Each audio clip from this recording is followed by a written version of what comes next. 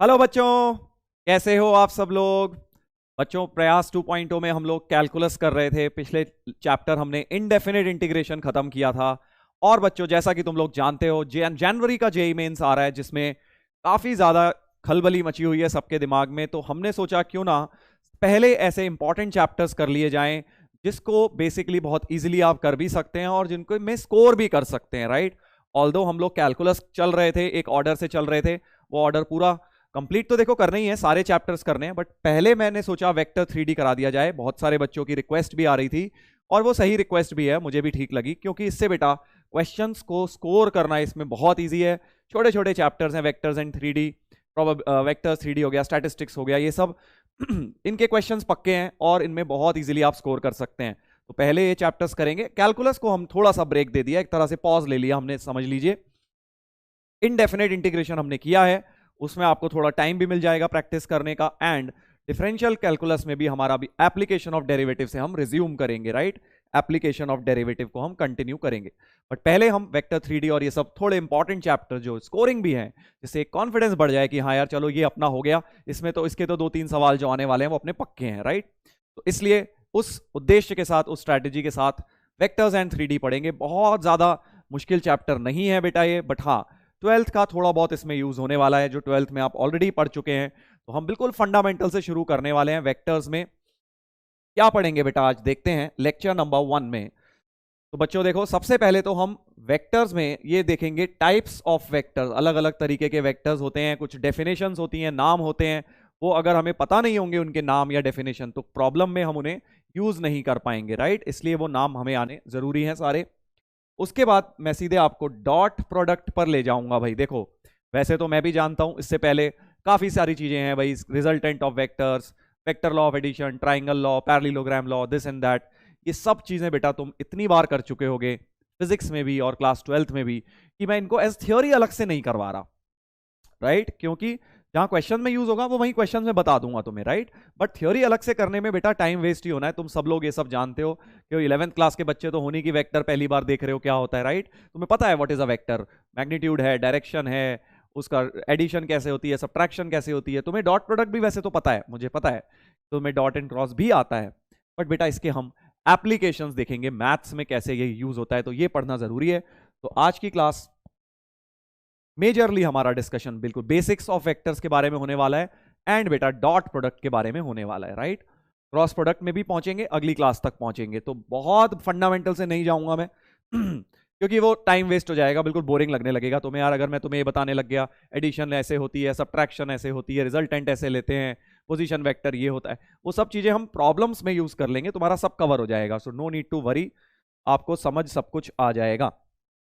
चलिए तो जल्दी से टाइप्स ऑफ वेक्टर्स देखो, ये कुछ कॉमन टाइप्स ऑफ वेक्टर्स हैं जो देख लीजिए, आई एम श्योर आप सबको आते होंगे। नल वेक्टर क्या होता है सबको पता है। जीरो वेक्टर बेसिकली ऐसा वेक्टर जिसकी डायरेक्शन तो अनडिफाइंड है बट मैग्नीट्यूड जीरो होता है, राइट। नल वेक्टर का direction not defined, direction not defined होती है इसकी। इक्वल वेक्टर्स होते हैं, दो वेक्टर्स इक्वल तब होंगे जब उनका मैग्नीट्यूड भी सेम होगा और डायरेक्शन भी सेम होगी। तो एक वेक्टर को हम ऐसे डिनोट करते हैं, length of this arrow denotes the magnitude. Magnitude कौन देता है, लेंथ ऑफ दिस एरो।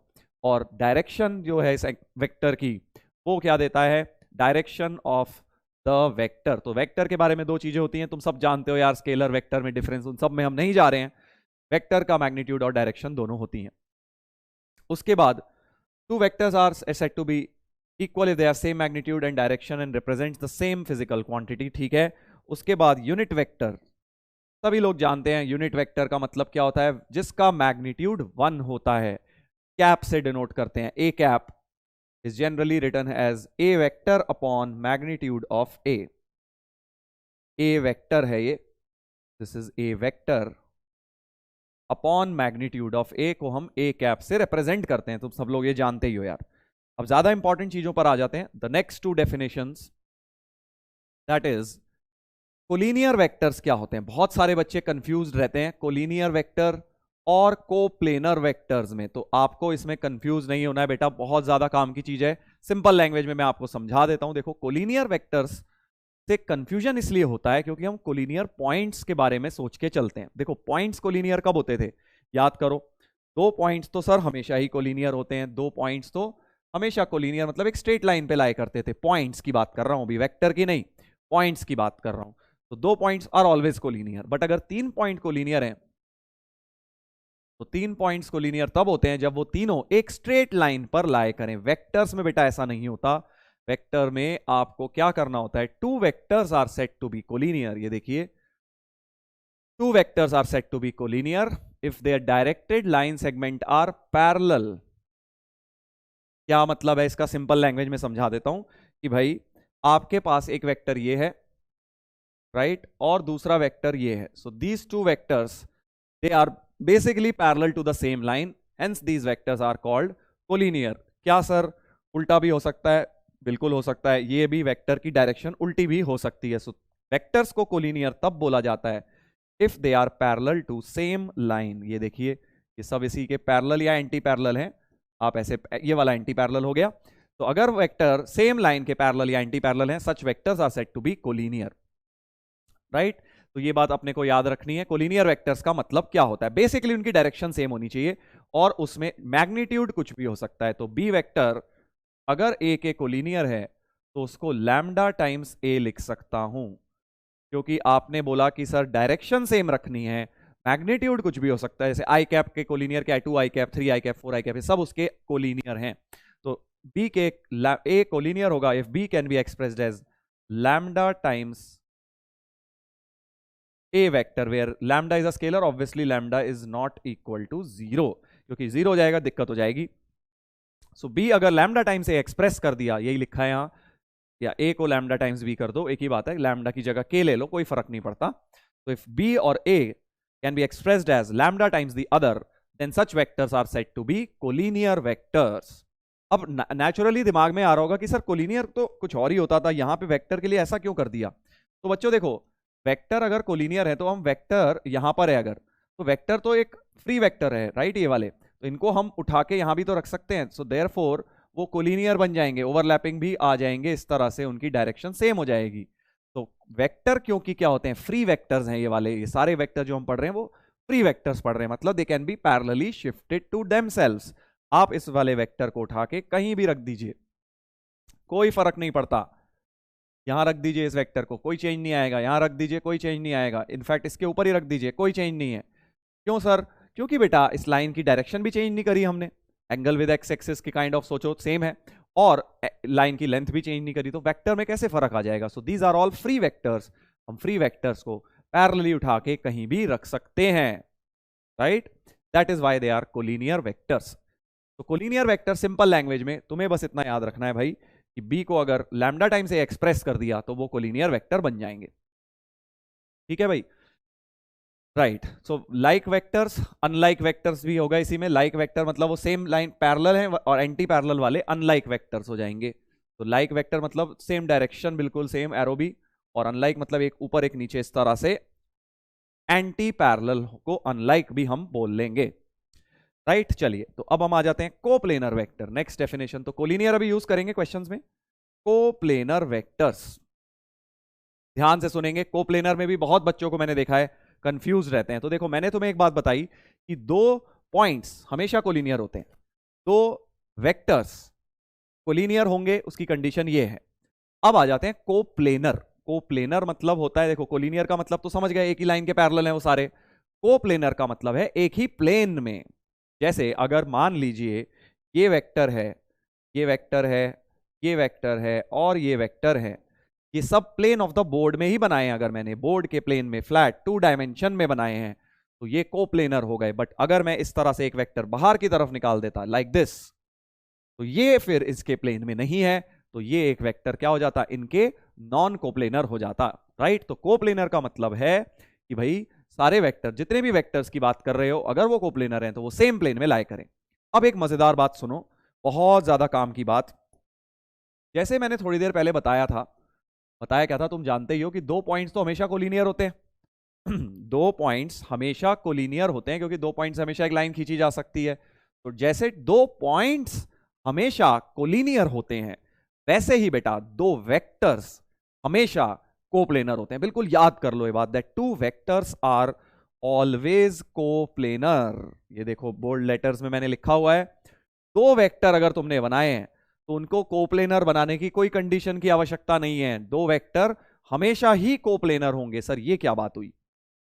बिल्कुल भाई, तुम कैसे मर्जी दो उठा लो, तुम बोलोगे नहीं सर हमने तो एक, सपोज ये दोनों तो बोर्ड पे बनाए आपने, ठीक है, बट व्हाट इफ आपने एक वेक्टर तो इस प्लेन में बना दिया और एक ऐसे बाहर बना दिया, सर तो कहां से कोप्लेनर हो गए?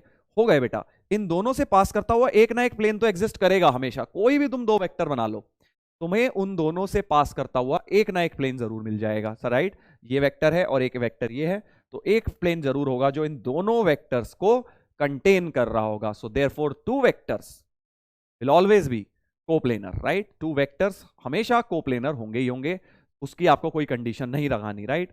बट हाँ, तीन वेक्टर्स अगर कोप्लेनर हो गए तो कंडीशन लगेगी भाई। मान लो ये तीनों वेक्टर कोप्लेनर हो गए, तो कोप्लेनर वेक्टर वैसे तो हम डिटेल में पढ़ेंगे, बट अभी सिंपल लैंग्वेज में समझाने के लिए तो मैं बता देता हूं। सोचो अगर ये ए है, ये बी है और ये सी है, राइट? तो अब तुम्हें एक बात पता है, ए क्रॉस बी कैसा वेक्टर होता है? ए क्रॉस बी तो सर बाहर आ जाएगा, अगर हम राइट हैंड थंब रूल लगाएं तो ए क्रॉस बी इस तरह से बाहर आ जाएगा बोर्ड के, और क्योंकि वो बोर्ड के परपेंडिकुलर होगा और सी तो आपका बोर्ड में ही है, इसका मतलब जो ए क्रॉस बी है और सी है इनके बीच का एंगल 90 बन जाएगा, यानी उनका डॉट प्रोडक्ट 0 हो जाएगा। सो यानी कि बेसिकली तीन वेक्टर अगर कोप्लेनर हैं तो ए क्रॉस बी जो वेक्टर निकाला उसका डॉट विद सी 0 होगा। For three vectors to be coplanar, तीन वेक्टर्स को कोप्लेनर होने की ये कंडीशन है, तीन वेक्टर्स को कोप्लेनर होने की कंडीशन ये है A cross B dot C. More about this later, ये चीज तुम्हें पता है स्केलर ट्रिपल प्रोडक्ट में आएगी, आगे आएगी, बट अभी के लिए बस मैंने आपको हल्का सा आइडिया दे दिया कि भाई दो वेक्टर तो हमेशा कोप्लेनर होंगे, तीन वेक्टर अगर कोप्लेनर बनाना चाहेंगे तो हम आगे पढ़ेंगे, उनका बॉक्स प्रोडक्ट हम 0 ए क्रॉस बी डॉट सी 0 रखा करेंगे, राइट?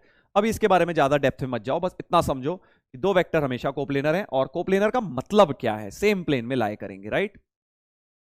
अच्छा, क्या कोलिनियर वेक्टर कोप्लेनर है? बिल्कुल, कोलिनियर वेक्टर तो सारे कोप्लेनर हैं क्योंकि एक प्लेन में ही आ जाएंगे, अगर वो सेम लाइन के पैरेलल हैं तो वो एक प्लेन में ही आ जाएंगे। So all the collinear vectors will always B coplanar, that is quite obvious, parallel lines सब एक प्लेन में आ जाएंगी। अब कुछ बच्चे यहाँ पे कंफ्यूज हो जाते हैं कि सर आप कह रहे हो कि दो वेक्टर तो हमेशा कोप्लेनर हैं, जिन्होंने थोड़ी पढ़ाई करी हुई होती है ज्यादा 12th में, या जिन्होंने कॉन्सेप्ट जिनके स्ट्रांग होते हैं वो ये कहते हैं कि सर ये क्या बात हुई, दो वेक्टर आप कह रहे हो हमेशा कोप्लेनर है, हमें तो बताया गया है कि दो लाइंस स्क्यू लाइंस भी होती हैं। स्क्यू लाइंस 3D ज्योमेट्री में आएगी, जो लोगों को समझ नहीं आ रहा अभी ना सुने, 3D में डिटेल में कराऊंगा, बट मैं उनको आंसर कर रहा हूं बेटा, क्योंकि कुछ बच्चों के हो सकता है यहाँ ये डाउट आए कि सर दो लाइंस तो हमें बताया गया है कि नॉन कोप्लेनर भी आ जाती हैं।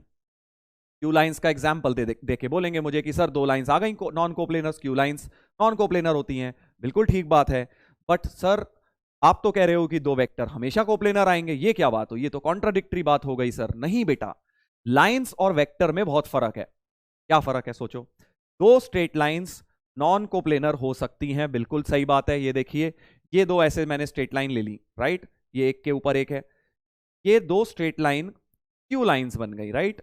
ये नॉन कोप्लेनर हैं। बट अगर बेटा मैं इनको वेक्टर की तरह ट्रीट कर रहा हूं तो वेक्टर क्या है, पैरेलली शिफ्ट हो सकता है, वेक्टर को तो आप पैरेलली उठा के यहां रख दो, बट लाइन को उठा के नहीं रख सकते, right? That is why lines दो नॉन कोप्लेनर हो सकती हैं, बट दो वेक्टर कभी भी नॉन कोप्लेनर नहीं हो सकते बेटा। अगर दो वेक्टर आपको ऐसे दिख रहे हैं, स्क्यू है नहीं है सर सेम प्लेन में, तो आप उसको उठा के उसके बगल में उसके ऐसे रख दीजिए, उसके प्लेन में रख देंगे, ऐसे यहां से उठा के ऐसे, तो वो ऑटोमेटिकली सेम प्लेन में आ जाएगा। वेक्टर में किया जा सकता है, लाइन को हम ऐसे पैरेलली शिफ्ट नहीं कर सकते क्योंकि लाइन तो फिक्स्ड है भाई, की पोजीशन नहीं चेंज होती, बट वेक्टर की हो जाती है। तो बहुत इंपॉर्टेंट बात बोली है मैंने, दो वेक्टर हमेशा कोप्लेनर होते हैं, बस इतना याद रखो, और दो lines may not be always coplanar. ये बात हम 3D ज्योमेट्री में डिटेल में पढ़ेंगे, राइट? जिनके ऊपर से निकल गई क्या होता है, स्क्यू पहली बार पढ़ रहे हैं वो छोड़ दें, कोई दिक्कत नहीं, अभी सारी चीजें आपको क्लियर होंगी जहां पर हम पढ़ेंगे 3D ज्योमेट्री में स्क्यू लाइंस। ओके, चलिए, तो ये डेफिनेशन हो गई बेटा कोलिनियर एंड कोप्लेनर वेक्टर्स की। अब जल्दी से इस पे एक दो सवाल कर लेते हैं, छोटे छोटे सवाल बन जाते हैं इस पे बिल्कुल, क्या बोला जा रहा है, A and B are non collinear vectors, ठीक है। Then find the value of X for which the vectors alpha and beta are collinear. अच्छा, वो ए और बी हैं, ये ए के टर्म्स में और बी के टर्म्स में दो वेक्टर दिए हैं अल्फा और बीटा, और बोला जा रहा है कि भाई अल्फा बीटा कोलिनियर है, ठीक है। So beta equal to lambda times A लिख सकता हूं मैं, लैम्डा टाइम्स अल्फा लिख सकता हूं बिल्कुल, या अल्फा को भी लैम्डा टाइम बीटा लिख सकते हो, कोई फर्क नहीं है। बीटा को लैम्डा टाइम्स अल्फा, यानी 3+2x into A vector minus B vector is x minus 2 into, sorry lambda times alpha लिखना है, तो lambda times x minus 2 into A vector plus B vector. Let's compare the coefficients, क्योंकि A और B तो collinear नहीं है, तो जो ए के कोफिशिएंट है, ए का कोफिशिएंट दिस और यहां से भी ए का coefficient this should be equal. तो फर्स्ट इक्वेशन बन गई 3+2x equal to lambda times x minus 2, और दूसरी इक्वेशन क्या बन गई बेटा, b के कोफिशिएंट यहां -1 है और वहां लैम्डा है, तो लैम्डा की वैल्यू तो -1 आ गई, तो उठा के फर्स्ट इक्वेशन में डाल दो, तो 3+2x, x भी सॉल्व हो जाएगा, 3x equal to -1, x equal to -1/3, answer आ गया, राइट। तो यही निकालना था, find the value of x for which the vectors are. बहुत सिंपल क्वेश्चन, हमने a को लैम्डा टाइम्स b एक्सप्रेस कर दिया कोलिनियर वेक्टर्स के लिए, बिल्कुल इंपॉर्टेंट। कोलिनियर में बस तुम इतना भी लर्न कर लोगे ना कि भाई b को लैम्डा टाइम्स a लिख सकते हो, बस मोर देन इनफ। ये क्वेश्चन में हर जगह यही लगने वाला है। देखो इतने से कॉन्सेप्ट पे जेई में क्वेश्चन आ चुका है बहुत बार, एक बार नहीं बहुत बार। एक तो मैं करा देता हूं, देखो तुम्हें अल्फा एक वेक्टर दिया है, बीटा एक वेक्टर दिया है, ठीक है, बिल्कुल देखो सेम ही सवाल है, बिल्कुल सेम ही सवाल है। Find the value of lambda for which vectors alpha and beta are collinear, मतलब बिल्कुल ही सेम है यार।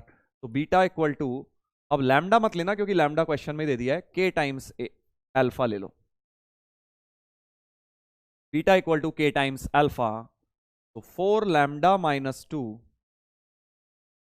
a plus 3b equal to k times alpha lambda minus 2a plus b।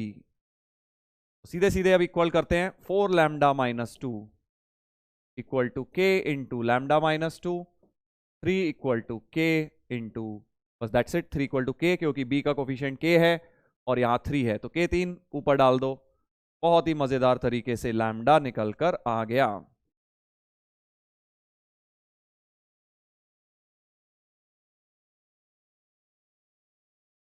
Lambda equal to -4। देख रहे हो कितने बेसिक फंडामेंटल सवाल आ जाते हैं वेक्टर 3D पे बहुत बार, इसीलिए तो कर रहे हैं बेटा पहले ये चैप्टर। देखो कितना हलवा सवाल है, बिल्कुल आसान। अब तुम सोच रहे होगे कि सर ये तो सभी कर लेते होंगे, तो बेटा ऐसा नहीं है, जो लोग नहीं पढ़ के जाते वो नहीं करते, तो अपने को उस कैटेगरी में नहीं आना, हमें पढ़ के जाना है, इजी चैप्टर है, हमें इसको सही करना है, राइट। लैम्डा -4 आ गया। चलिए अब हम आ जाते हैं, आगे बढ़ते हैं। अब देखो तुम्हें अलजेब्रा ऑफ वेक्टर्स मैं बता नहीं रहा हूं, तुम्हें पता है कि यार एडिशन कैसे होती है, सब्ट्रैक्शन कैसे होती है, स्केलर के साथ मल्टीप्लिकेशन क्या होता है, k times 2 times a 3 times a का क्या मतलब होता है, मैग्नीट्यूड 2 3 टाइम्स बढ़ जाता है, डायरेक्शन सेम रहती है, वो सब तुम्हें ऑलरेडी पता है अलजेब्रा ऑफ वेक्टर्स। हम आ जाते हैं सीधे एक इंपॉर्टेंट चीज which is vector along angle bisector. बहुत बार जेई में क्वेश्चन आता है कि भाई एंगल बाइसेक्टर के अलोंग एक वेक्टर लिखो। तो होता क्या है बेटा, आपको दो वेक्टर दे देते हैं, एक ए दे दिया एक बी दे दिया, राइट। ये कोई वेक्टर दे दिया आई जे के टर्म्स में और ये भी दे दिया, और बोलेंगे कि भाई इनका जो एंगल बाइसेक्टर होगा ना उसके अलोंग वेक्टर बताओ। अब एंगल बाइसेक्टर तो दो हो सकते हैं, एंगल बाइसेक्टर तो दो हो सकते हैं, एक तो ये अंदर वाले एंगल का बाइसेक्टर और एक बाहर एक्सटीरियर एंगल भी तो है, राइट। एक्सटीरियर एंगल का भी बाइसेक्टर हो सकता है, ये बात हमें पता है कि दो बाइसेक्टर हो सकते हैं बेटा, इंटीरियर एंगल और एक्सटीरियर एंगल। तो अब बाइसेक्टर्स के अलोंग वेक्टर्स कैसे लिखे जाते हैं ये तो मैं सिखा रहा हूं। देखो कई बार हमें क्या लगता है कि यार रिजल्टेंट ले लेते हैं a प्लस बी, नहीं, a प्लस बी लेने से जरूरी नहीं है कि ये दोनों एंगल बराबर हों, राइट। ये दोनों एंगल बराबर हो ऐसा कोई जरूरी नहीं है। तो ऐसे सिनेरियो में आपको क्या करना, क्योंकि वो तुम्हें पता है ना भाई उनकी लेंथ अलग है, तो वो एंगल रिजल्टेंट क्या बनाएगा with one of the vectors that may be different. But अगर दोनों वेक्टर्स का मैग्नीट्यूड सेम हो जाए, दोनों वेक्टर्स का अगर मैग्नीट्यूड बेटा सेम हो जाए, जो ए वेक्टर है और बी वेक्टर है इनका मैग्नीट्यूड सेम हो जाए, तो जो रिजल्टेंट है वो बिल्कुल बीच से निकलता है। ये बात तुम्हें पता होगी by the help of parallelogram law of addition, right, कि भाई बीच में से निकलेगा वो। यानी कि मैं क्या करता हूं sir, instead of taking A vector and B vector, let's take A cap and B cap. वो तो हम फाइंड आउट कर ही लेंगे कैप्स। कैप्स कैसे फाइंड करेंगे, वेक्टर अपॉन मैग्नीट्यूड। भाई तुम्हें पता है कैप ऐसे ही फाइंड होता है, unit vector along the direction of any vector can be found by a vector upon mod a, b vector upon mod b। Unit vector निकालने का पर्पस क्या है, क्योंकि अब दोनों का मैग्नीट्यूड इक्वल हो गया है, वन तो हो ही गया है, इक्वल हो गया, इक्वल से मतलब था। अब जो रिजल्टेंट आएगा, अब जो रिजल्टेंट आएगा वो बिल्कुल एंगल बाइसेक्टर में सामने से निकलेगा, यानी A cap plus B cap. आपका पहला रिजल्टेंट एंगल बाइसेक्टर के अलोंग वेक्टर कैसे मिलता है, A cap plus B cap के। तो first vector can be obtained by A cap plus B cap, दोनों कैप्स को ऐड कर दिया, रिजल्टेंट ले लिया। और दूसरा एक्सटीरियर बाइसेक्टर, अब तुम समझ गए बेटा, एक्सटीरियर बाइसेक्टर के लिए पहले तो ये वाला वेक्टर क्या हो जाएगा, माइनस ए हो जाएगा, इधर वाला माइनस ए, तो बी और माइनस ए का रिजल्टेंट ले लूंगा, दैट मीन्स इधर से वो एक्सटीरियर बाइसेक्टर वाला भी मिल जाएगा, that is B cap minus A cap. अब मुझे पता है तुम्हारे दिमाग में क्या चल रहा है कि सर दूसरा वेक्टर आपने B cap minus A cap लिखा है, क्या हम A cap minus B cap भी लिख सकते थे? बिल्कुल लिख सकते थे बेटा, फिर वो नीचे आ जाएगा, डायरेक्शन ऐसे हो जाएगी, कोई फर्क नहीं पड़ता, दोनों ही वेक्टर्स हैं, राइट, ऊपर वाला ले लो या नीचे वाला ले लो, अल्टीमेटली वाली line along the exterior angle bisector ही आने वाली है। तो आप कोई भी ले सकते हैं, बी माइनस ए भी ले सकते हैं, बी प्लस ए भी ले सकते हैं, ओके, सॉरी बी माइनस ए भी ले सकते हैं और ए माइनस बी भी। तो बस याद ये रखना है कि आपको कैप लेके, मतलब यूनिट वेक्टर लेके, उसके बाद रिजल्टेंट लेना है a plus b and a minus b, that is going to give you the vector along the bisector of interior angle as well as exterior angle। Direct resultant मत लेना, क्योंकि direct resultant लेने पे वो बीच से निकलेगा, ऐसा कोई जरूरी नहीं है। तो अभी इसका क्वेश्चन में काम देखेंगे, चलो एक देख ही लेते हैं इस पे क्वेश्चन, बहुत बार इस पे जेई में क्वेश्चन आ चुका है, अभी आगे भी यूज होगा इसका, देखना प्रॉब्लम्स में मिक्स होगा। क्या है क्वेश्चन, देखो, vector c directed along the internal bisector of angle between the vectors।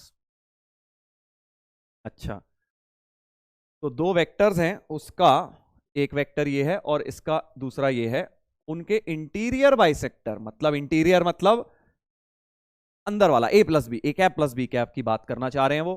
तो बेसिकली आपको पहले ए कैप निकालनी पड़ेगी, बी कैप निकालनी पड़ेगी, और फिर आपको उस का रिजल्टेंट लेके उनके अलोंग एक वेक्टर मिल जाएगा। सो बेसिकली क्या बोल रहा हूं, a vector in the direction of C is given by A cap plus B cap. तो ये ए है, ये बी है सपोज, तो ए कैप जल्दी से निकालते हैं, ए कैप कितना हो जाएगा, वेक्टर अपॉन मैग्नीट्यूड, सो 7i minus 4j minus 4k upon magnitude, देखो इसका क्या है, 49 प्लस 16 प्लस 16, तो 49 प्लस 32 81, बहुत बढ़िया, 9 हो गया इसका मैग्नीट्यूड, तो 9 हो गया बेटा। सिमिलरली बी कैप भी निकाल लीजिए, माइनस 2i माइनस जे प्लस 2k होल अपॉन, क्या दिख रहा है इसका मैग्नीट्यूड, 4 प्लस 1 5 प्लस 4 9, 9 का रूट 3 दिख रहा है सर, तो इसका मैग्नीट्यूड हो गया 3। और अब मुझे बेटा इन दोनों को ऐड करना है, तो बेटर ये रहेगा, एलसीएम ले लेता हूं 9, सीधे इसको लिख लेता हूं 3 से मल्टीप्लाई एंड डिवाइड करके, minus 6i minus 3j plus 6k whole upon 9 लिख लिया, इसको मैंने 3 से ऊपर नीचे मल्टीप्लाई कर लिया, क्योंकि अब मुझे ऐड करना है, राइट। तो A cap plus B cap जल्दी निकालो, अब तो हो जाएगा question. Vector along the internal bisector is basically sum of these two, तो 7 minus 6 I cap -4 -3 -7j cap और -4 + 2 k कैप अपॉन 9। ये आया आपका वेक्टर अलोंग द वेक्टर। अभी वेक्टर नहीं आया है, इस वेक्टर की डायरेक्शन मिली है अभी तो अपने को, डायरेक्शन। ठीक है, तो अभी 9 तो हटा ही सकता हूं नीचे से क्योंकि मुझे तो बस डायरेक्शन से मतलब है। तो what I can say is, इस वेक्टर को सपोज सी कुछ सी तो नहीं, डी बोल देता हूं, बट हमें तो डी कैप से मतलब है क्योंकि हमें यूनिट वेक्टर चाहिए। यूनिट वेक्टर जैसे ही मिलेगा, मैग्नीट्यूड मुझे दिया ही हुआ है, मैग्नीट्यूड को यूनिट वेक्टर से मल्टीप्लाई करके आंसर निकाल लूंगा। एक तरीका तो ये है। दूसरा तरीका क्या, ऑप्शन चेक करो, 1 -7 2 के अलोंग 1 -7 2, यही वाला ऑप्शन दिख रहा है।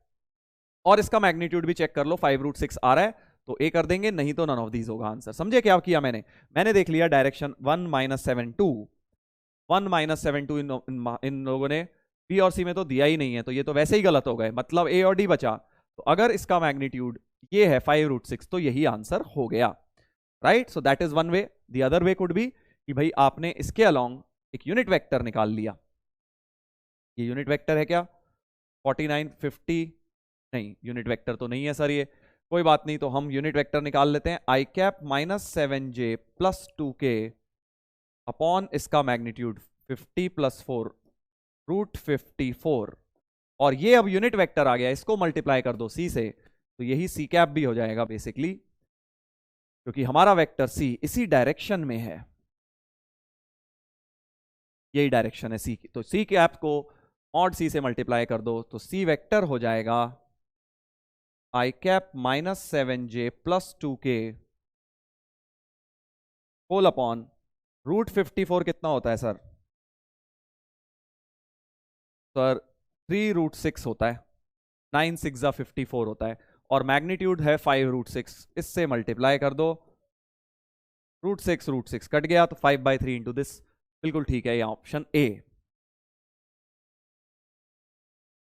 तो ऐसे बेटा बेसिक बिल्कुल फंडामेंटल सवाल हैं रिजल्टेंट के ऊपर, ऐसे क्वेश्चन बन जाते हैं। अपने को इस तरह की चीजें प्रैक्टिस करनी है। देखो जितने क्वेश्चन इस पे प्रैक्टिस करोगे उसमें तुम चैंपियन बनते जाओगे, इसमें मेरा कोई रोल नहीं है, आपको ये सब चीजें आती हैं ऑलरेडी। PYQs के उठा के जब ये चैप्टर खत्म हो जाए सारे सवाल लगा डालना, राइट। डॉट प्रोडक्ट, अब हम आ जाते हैं बेटा डॉट प्रोडक्ट पर जल्दी से। रिजल्टेंट के बारे में जैसा कि मैंने पहले भी बोला था, बहुत ज्यादा टाइम देने का मतलब नहीं है क्योंकि तुम्हें वो ऑलरेडी पता है, उस पर प्रॉब्लम्स भी करते रहेंगे आगे, बहुत जगह ये सब चीजें बनने वाली हैं, मिक्स होंगी, वहां पे कर लेंगे, बेटर रहेगा। चलिए, तो अब डॉट प्रोडक्ट क्या होता है तुम सभी लोग जानते हो भाई, A dot B is mod A mod B cos theta, और एंगल बिटवीन वेक्टर्स 0 से पाई के बीच में रहता है हमेशा, पाई से बड़ा एंगल बिटवीन वेक्टर्स नहीं हो सकता। थीटा अगर एक्यूट होगा, मतलब एंगल बिटवीन वेक्टर एक्यूट होगा, तो डॉट प्रोडक्ट पॉजिटिव आएगा ऑब्वियसली, और अगर डॉट प्रोडक्ट नेगेटिव है तो कॉस थीटा नेगेटिव हो रहा होगा, यानी एंगल थीटा ऑब्ट्यूज हो रहा होगा। उसके बाद A dot A mod A square ही हो जाएगा बिकॉज कॉस 0 आ जाएगा यहाँ पे, और उसको हम A स्क्वायर भी शॉर्ट में लिख लेते हैं। तो कभी भी ऐसा लिखा है वेक्टर A होल स्क्वायर, तो घबराना मत इसे देख के, अरे वेक्टर का होल स्क्वायर क्या होता है, कैजुअल लैंग्वेज का मतलब है इसका कि ये बेसिकली A डॉट A है, या आप सीधे मॉड A का होल स्क्वायर भी लिख सकते हो, इसको ऐसे भी लिख सकते हो, right. This is what it means. उसके बाद डॉट प्रोडक्ट कम्यूटेटिव होता है, तुम्हें पता ही है, डॉट प्रोडक्ट को खोल सकते हो सम में, तुम्हें पता है। A डॉट B अगर 0 आ जाए तो परपेंडिकुलर वेक्टर्स होंगे, अगर A B नन वेक्टर नहीं है तो A और B परपेंडिकुलर ही होंगे, क्योंकि cos 90 0 होता है, दैट्स वाई। तो परपेंडिकुलर वेक्टर्स का डॉट प्रोडक्ट 0 होता है। This is something you already know. Quick brush up कर रहे हैं हम अपने डॉट प्रोडक्ट के कॉन्सेप्ट्स का। उसके बाद एंगल बिटवीन टू वेक्टर्स निकालने का सबसे मेजर जो एप्लीकेशन है डॉट प्रोडक्ट का, वो है दो वेक्टर्स के बीच का एंगल निकालते हैं उससे, cos थीटा इक्वल टू इस फॉर्मूले से, cos theta equal to this, right. और दूसरा, अगर I cap J cap K cap के टर्म्स दिए हैं तो A dot B is nothing but I का कोफिशिएंट मल्टीप्लाई कर दो A1 B1 प्लस जे का A2 B2 plus A3 B3, इस तरह से डॉट प्रोडक्ट की वैल्यू निकल जाती है, which is a scalar quantity. Dot product always comes out to be a scalar quantity, इसीलिए इसको हम स्केलर प्रोडक्ट भी बोलते हैं। Dot product is also called scalar product, right. उसके बाद जो नेक्स्ट पॉइंट है वो ये है कि भाई any vector can be written as A vector. अगर कोई एक वेक्टर है उसको आप A dot I times I cap, ये टाइम्स है राइट, मल्टीप्लीकेशन मतलब ये स्केलर नंबर मल्टीप्लाई किया हुआ आई कैप में, और ये भी एक स्केलर नंबर जे कैप में, स्केलर नंबर के कैप में। तो एक वेक्टर को ऐसे लिख सकते हैं ए dot I times I cap, A dot J times J cap, A dot के टाइम्स के कैप। ऐसे कैसे लिख लेंगे सर? बहुत सिंपल है भाई। ए वेक्टर को तुम मान लो A1 आई कैप, A2 जे कैप प्लस A3 के कैप लेट कर लो।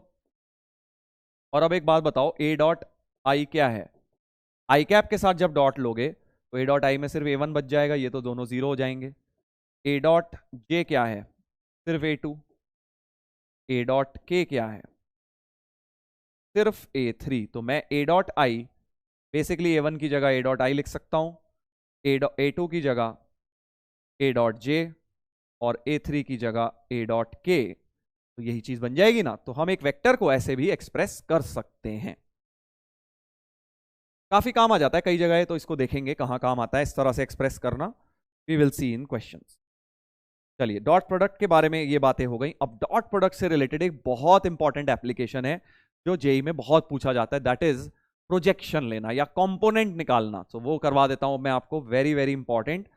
Component of a vector A along B. तो अब जो लिखा है सामने अभी मत पढ़ो, पहले मैं तुम्हें इनको एक्सप्लेन कर देता हूं, फिर सब चीजें तुम्हें ऑटोमेटिकली समझ आ जाएंगी। तो क्या बोल रहे हैं बेटा, मान लीजिए दो वेक्टर हैं गिवन, ए वेक्टर और बी वेक्टर।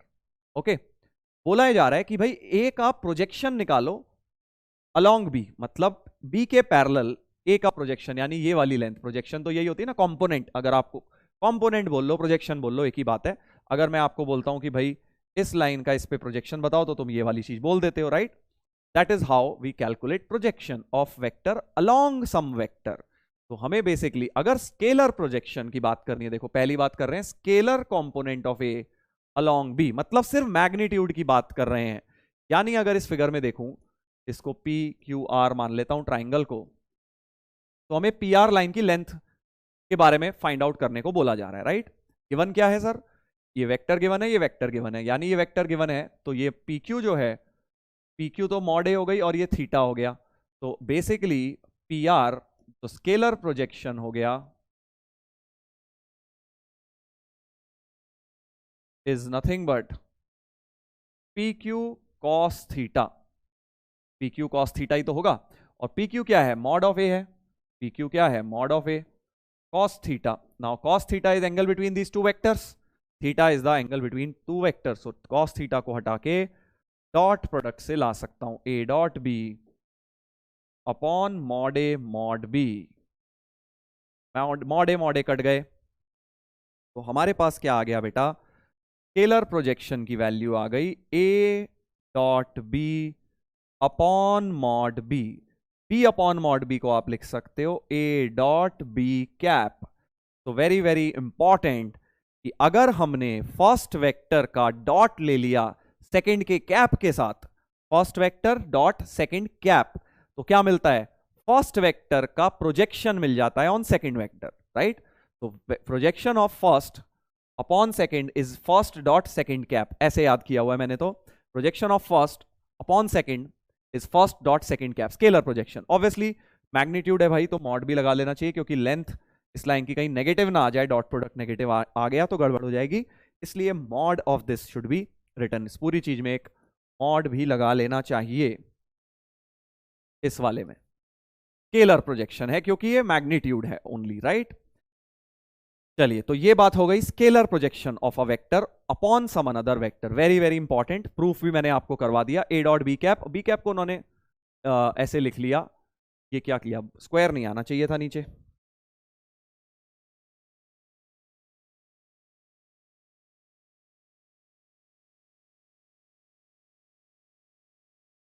अब ठीक है।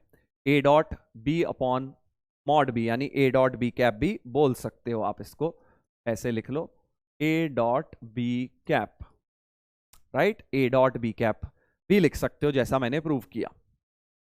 चलिए, अब आ जाते हैं जल्दी से सेकंड पॉइंट पर। सेकंड पॉइंट क्या बोल रहा है? वेक्टर कंपोनेंट अभी क्या था, स्केलर कंपोनेंट, अब क्या निकाल रहे हैं, वेक्टर कंपोनेंट। मतलब वेक्टर कैसे निकालते हो यार, लेंथ तो पता लगी गई, अगर मैग्नीट्यूड पता लग गया, मैग्नीट्यूड को अगर मल्टीप्लाई कर दूं डायरेक्शन से तो खेल खत्म हो जाएगा। तो वेक्टर प्रोजेक्शन क्या हो जाएगा, vector projection will basically be magnitude into direction, और डायरेक्शन क्या है इस लाइन की, बी कैप है भाई, ये वाली डायरेक्शन, हमें तो अलोंग बी निकालना है, तो बी कैप डायरेक्शन हो गई। और मैग्नीट्यूड ये वाला था, A cap dot sorry A dot B cap into B cap, right. Mod नहीं लगाऊंगा अब मैं, क्योंकि अब तो ये नेगेटिव भी आ जाए तो फर्क नहीं पड़ता, क्योंकि वो उसका बी का बी कैप उसका उसके आगे कंपोनेंट है, राइट। तो अब हम इसको ऐसे लिख देंगे। और अब ये चीज समझो कि ये इस चीज को ये भी तो लिख सकता हूं मैं, क्योंकि बी कैप हटा दो दोनों, ए डॉट बी, इस वाले बी कैप को हटाया अंदर वाले को, अपॉन मॉड बी, और बाहर ये जो है टाइम्स, ये तो स्केलर नंबर है, टाइम्स बी कैप को भी लिख सकते हो B by mod B, mod B scalars हैं, दोनों को मॉड बी होल स्क्वायर कर दिया। तो this thing is A dot B into B vector upon mod B square.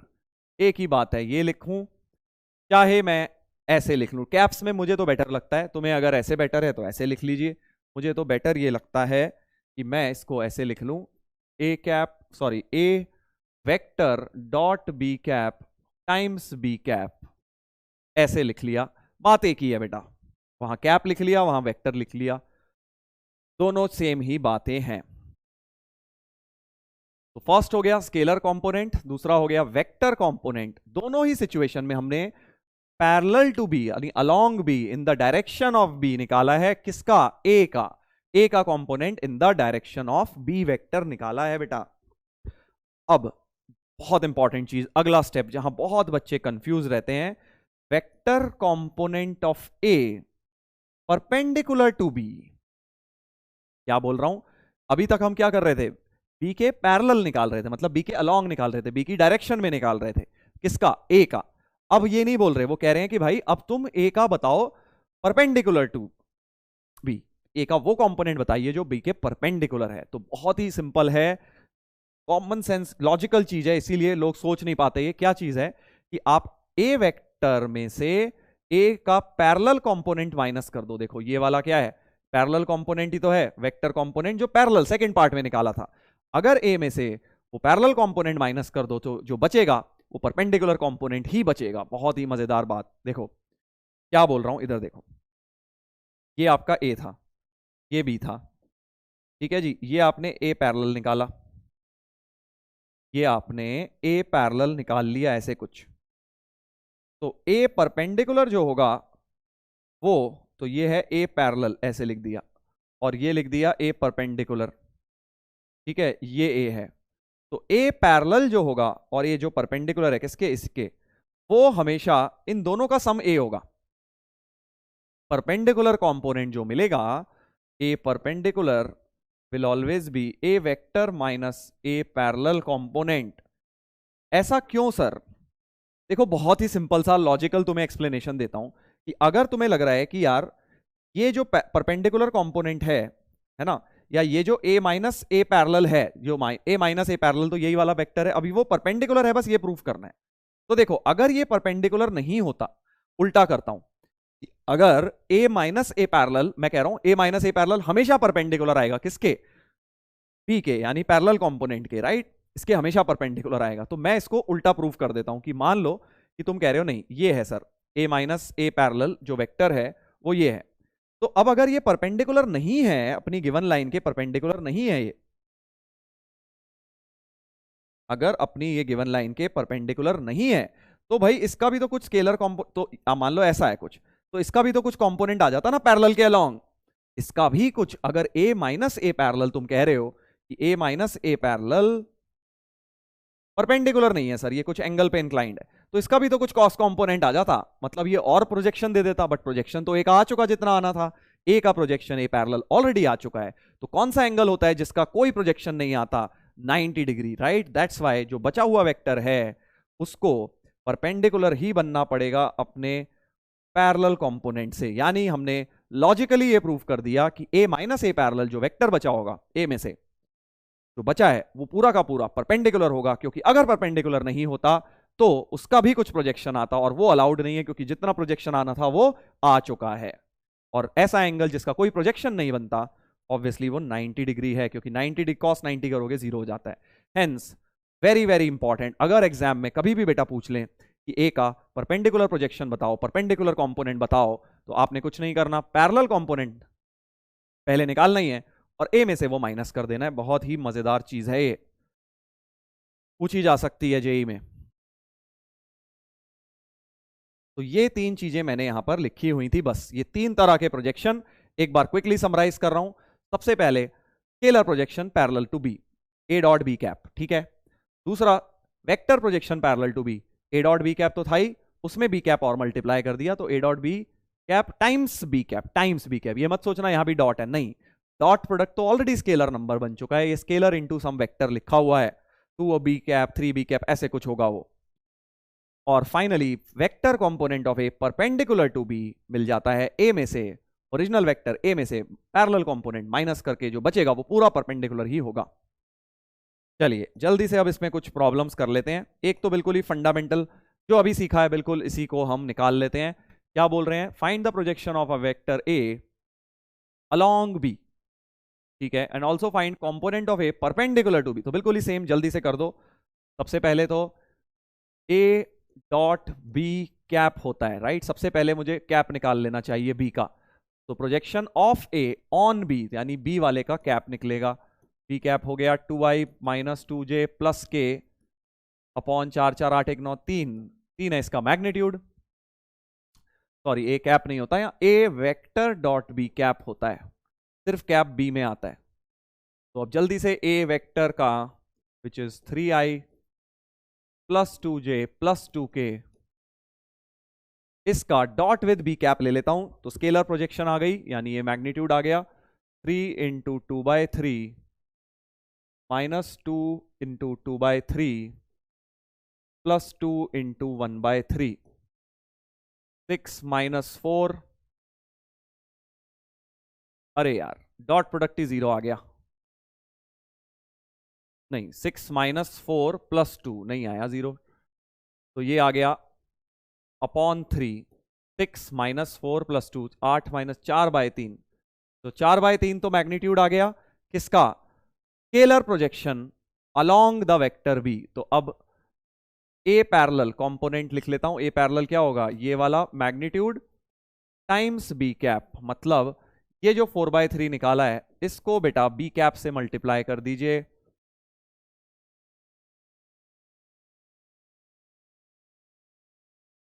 तो ये हो जाएगा हमारा ए पैरेलल 8/9 आई कैप, बोल रहा हूं इसको, माइनस 8/9 जे कैप प्लस 4/9 के कैप।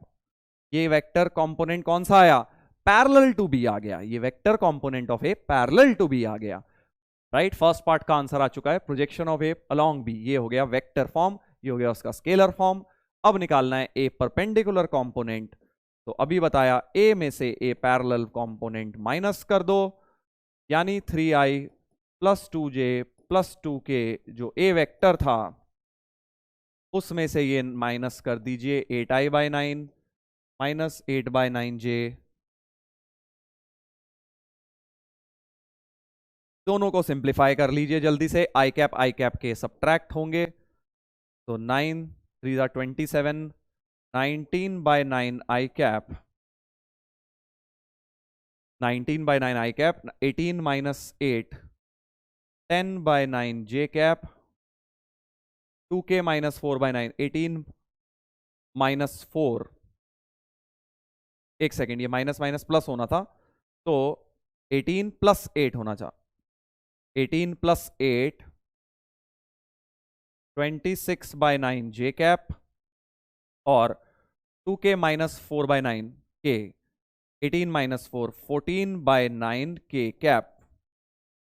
ऐसे लिखने हैं डायरेक्ट, देखो चाहूं तो मैं अभी 2 लाइन और लिख के आधी चीजें मैं देखो ओरली कैलकुलेट कर रहा हूं, मैं पूरा नहीं लिख रहा क्योंकि समय बर्बाद नहीं करना अपने को। अब तक तुम ये टेक्निक समझ गए होगे कि मैं काफी सारी चीजें बेटा टाइम बचाने के लिए तो टाइम बचता है जब आप आधी चीजें दिमाग में कैलकुलेट कर लेते हो, not only time in calculation but also time in writing. आधी चीजें लिख रहे हैं तो टाइम भी तो बच रहा है ना अपना, वरना लिखने में टाइम बहुत वेस्ट हो जाता है। ऑब्जेक्टिव में ये स्किल्स एक्वायर करनी जरूरी है। ए परपेंडिकुलर का कंपोनेंट आ गया, तो ऐसे बोल रहा हूं, इस तरह से आप ए पैरेलल और ए परपेंडिकुलर कंपोनेंट्स निकाल सकते हो। चलो अब जल्दी से इस पे एक क्वेश्चन कर लेते हैं, प्रोजेक्शन के ऊपर। प्रोजेक्शन के ऊपर एक क्वेश्चन करेंगे। तो देखिए क्या है problem. A vector A B दिया हुआ है, ठीक है, सी वेक्टर एक दिया है, ठीक है, be the three vector such that projection of B on A is A. अच्छा, projection of B upon A is A. अच्छा सर, तो प्रोजेक्शन, अभी ऐसे मत सोचो, ऐसे सोचो कि भाई बी का प्रोजेक्शन ऑन ए क्या होता है, बी का प्रोजेक्शन ऑन ए, बी का ऑन ए मतलब बी डॉट ए कैप होता है, समझे ना, ये बात ध्यान रखनी है भाई। अभी तक हम क्या निकाल रहे थे, ए का बी पर, तो ए डॉट बी कैप हो रहा था, बट अब बी का ए पे निकालना है तो बी डॉट ए कैप होगा, आप समझे ना। तो B dot A cap times A cap, ये बोल रहे हैं कि ये ए वेक्टर ही है, यही तो बोल रहे हैं कि भाई बी डॉट ए कैप जो है वो उसका मैग्नीट्यूड होता है टाइम्स उसकी direction, same as vector A होना चाहिए। कैप्स को अब चेंज कर लेना चाहिए, साफ समझ आ रहा है। बी डॉट ए और नीचे मॉड ए दो बार आएगा। तो यहां से अब मुझे एक बात समझ आ गई कि भाई ये वेक्टर ए कब हो पाएगा। दिस इज बेसिकली स्केलर है, ये इसके बाहर ये नंबर एक स्केलर क्वांटिटी है, राइट। ये स्केलर टाइम से इक्वल टू ए कब होगा, जब ये स्केलर क्वांटिटी 1 हो जाएगा, तभी तो हो पाएगा भाई। अगर आप चाहते हो something times A vector is equal to A vector आ जाए, तो ये जो समथिंग लिखा है, जो स्केलर लिखा है पूरा, ये चीज 1 होनी चाहिए, यानी बेटा B dot A upon mod A square होना चाहिए 1, यानी कि B dot A mod A square होना चाहिए, B dot A mod A square के बराबर होना चाहिए। यहां से हमें ये चीज समझ आई है जो इन्होंने इतना लिखा है, projection of B on A is ए, इससे ये बात हमने रीड कर ली, डेटा रीड करके समझ आया। ठीक है, तो अब एक इक्वेशन तो बन गई यहां से कि बी डॉट ए क्या है, देखो इन दोनों का डॉट ले लो ना।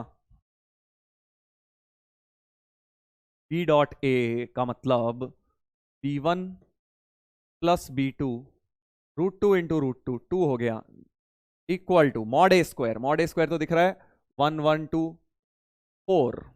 तो यहां से बेटा B one plus B two 2 आ गया, फर्स्ट इक्वेशन फॉर्म हो गई, B one plus B two की वैल्यू 2 हो गई, B one plus B two की वैल्यू 2 हो गई। ठीक है सर, एक इक्वेशन बन गई। अब और क्या दिया आगे data, A plus B is perpendicular to C, ठीक है समझ गए, A plus B perpendicular to C मतलब ए प्लस बी का सी के साथ डॉट, क्योंकि परपेंडिकुलर वेक्टर जब भी दे दें, समझ जाओ चाहते हैं कि तुम डॉट प्रोडक्ट को 0 डालो, A dot A plus B dot C 0। अब देखो ए प्लस बी क्या है, I cap plus 1 plus B one I cap plus 1 plus B two J cap plus 2 root 2 के कैप, इस पूरे का dot with 5 1 root 2, dot with 5 1 root 2, ये dot product को 0 रखना है। तो अब मैं देखो सीधे भी ले सकता था डॉट प्रोडक्ट, बट तुम्हें दिखाने के लिए, तो 5 इंटू दिस, तो 5 into 1 plus B one, 1 into 1 plus B two plus 2 root 2 into root 2, ये चीज होनी चाहिए 0। तो 5 plus 5 B one plus 1 plus B two plus 4 equal to 0। तो 5 B one plus B two, 5 4 9 minus 10 आ गया, 5 B one plus B two minus 10 आ गया। B one plus B two 2 use कर लो इस इक्वेशन में, तो 4 बी वन अलग किया, B one plus B two को 2 यूज किया, तो बी वन की वैल्यू बन गई -3, बी वन बन गया -3, बी टू बन गया 5, तो बी वन बन गया -3, बी टू बन गया 5। अब निकालना क्या है, बस देख लो, मॉड बी निकालना है भाई। मॉड बी तो बहुत इजी हो गया सर हमारे लिए। अब मॉड बी का फॉर्मूला होगा root of b1 square 9 plus b2 square 25 plus 2 36 का रूट 6 हो गया सर। ये तो बहुत ही बढ़िया, ए ऑप्शन आ गया। ऐसे देखो, अब ये क्या सवाल है तुम ही बताओ, हलवा सवाल है कि नहीं? बस ये चीज इंपॉर्टेंट थी। अगर ये प्रोजेक्शन का फंडा नहीं पता या भूल गए तो तुम शुरुआत ही नहीं कर पाओगे सवाल की, और शुरू नहीं कर पाए तो आगे का पार्ट जो इजी पार्ट था डॉट प्रोडक्ट वाला इक्वेशन सॉल्व करना वो नहीं कर पाओगे। इसलिए कॉन्सेप्ट बेटा याद रखने बहुत जरूरी है वेक्टर में, जो छोटी छोटी चीजें बताई जाएं, बाकी तो फिर क्वेश्चन बहुत इजी हो जाएगा। देख लीजिए,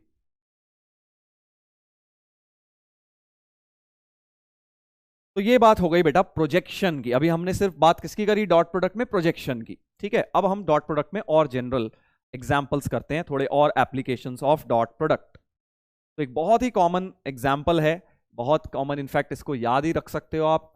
अगर A B C 3 unit vectors हैं, A cap B cap C cap, तो A cap dot B cap plus B cap dot C cap plus C cap dot A cap की मैक्सिमम और मिनिमम वैल्यू बतानी है, मतलब range बतानी है। इस एक्सप्रेशन की क्या होगी?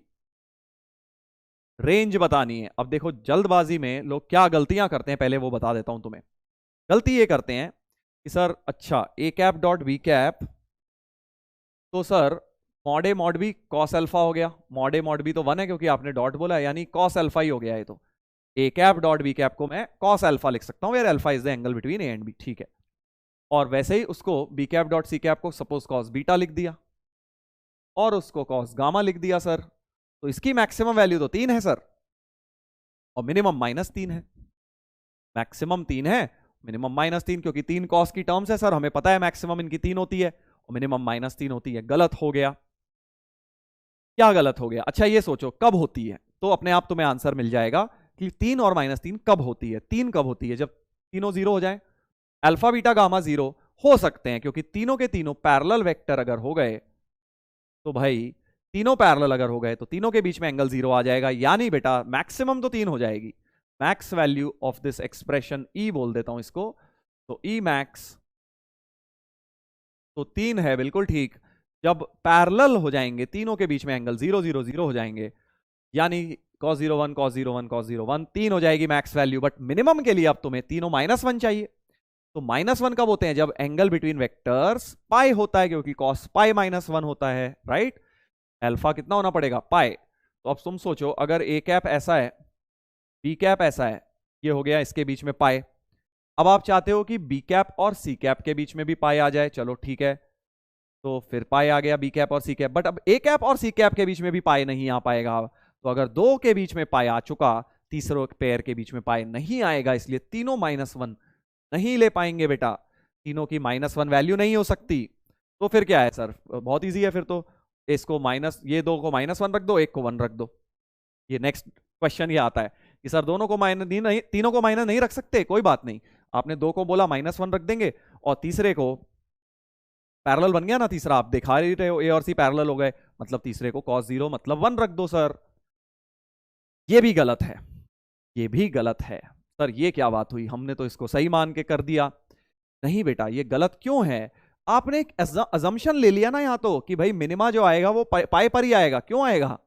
ऐसा किसी ने बोला है कि भाई जब 2 पाई और 1 0 होगा तभी मिनिमा आएगा? ऐसे थोड़ी निकलता है मिनिमा कि हम पहले अज्यूम कर लें। हमें तो फाइंड आउट करना पड़ेगा कि किस पॉइंट पे जाके वो ओवरऑल मिनिमम वैल्यू देगा। तो ये मान लेना कि 2 पैरेलल और 1 एंटी पैरेलल में मिनिमा आएगा इज अ रॉन्ग अजम्पशन। इसका कोई लॉजिक नहीं है। आप बताइए इसके पीछे क्या लॉजिक है? कोई लॉजिक नहीं है, राइट। तो हमको अब मिनिमा निकालने के लिए थोड़ी मेहनत करनी पड़ेगी। तो मैंने बेटा पहले इसमें गलतियां समझा दी हैं आपको। जो बच्चे ऑफलाइन में क्वेश्चंस पूछते हैं कि सर ये प्रॉब्लम है, वो प्रॉब्लम है, ऐसा क्यों नहीं वैसा, मैंने वो सारे क्वेश्चन आपको पहले ही आंसर कर दिए, ताकि आपके अगर माइंड में आ रहे हो जस्ट इन केस, तो आपको पहले से आंसर मिल जाए। और नहीं भी आ रहे तो आप सोचने पे मजबूर हो कि यार अच्छा ऐसे भी सोचा जाता है, बट वो गलत है। बट हाँ, गलत सोचने का मतलब ये नहीं है कि आपकी थॉट ही गलत है। नहीं, आप अगर सोच रहे हो और गलत चीज पे पहुंच रहे हो, एटलीस्ट आप सीख रहे हो कि यार हाँ ये चीज ऐसे नहीं होती, ऐसे होती है, ताकि अब एग्जाम में आएगी तो अगर आपका माइंड वैसे फिर नहीं चलेगा कि भाई हाँ ये तो हमें पता है गलत होता है, राइट। और अगर सोच ही नहीं रहे तो एग्जाम में जैसे मर्जी दिमाग है भाई, जहां मर्जी भागेगा। गलत भी मैं तो बताने आऊंगा नहीं वहां की भाई गलत सोच रहे हो, इसलिए ये सब थॉट्स इंपॉर्टेंट होते हैं। चलिए अब जल्दी से इसकी मिनिमम वैल्यू के लिए क्या करें सर? फिर आपने इतनी कहानी बता दी, मिनिमम वैल्यू के लिए भी तो बताओ। तो ऐसा सोचो, A B plus B C plus C A लिखा है, right. A B plus B C plus C है, ये कहां होता है, ये कहां बनता है, A plus B plus C whole square में बनता है कि नहीं, A plus B plus C whole square. तो कंसीडर कर लेते हैं वेक्टर्स में A cap plus C cap plus B cap plus C cap का होल स्क्वायर। सर वेक्टर का होल स्क्वायर क्या होता है, अरे भाई आज ही तो बताया था, ए वेक्टर होल स्क्वायर का मतलब होता है मॉड ए स्क्वायर या फिर ए डॉट ए, जो बोलना है बोल लो, ये तीनों चीजें बराबर होती हैं। तो कभी भी मैं किसी वेक्टर का होल स्क्वायर लिखूं घबराना नहीं है, मेरा मतलब ये है।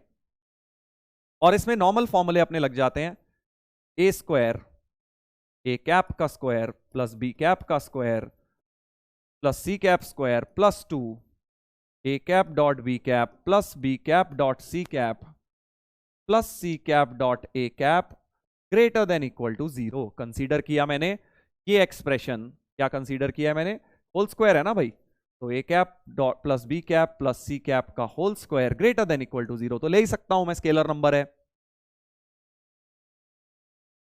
राइट।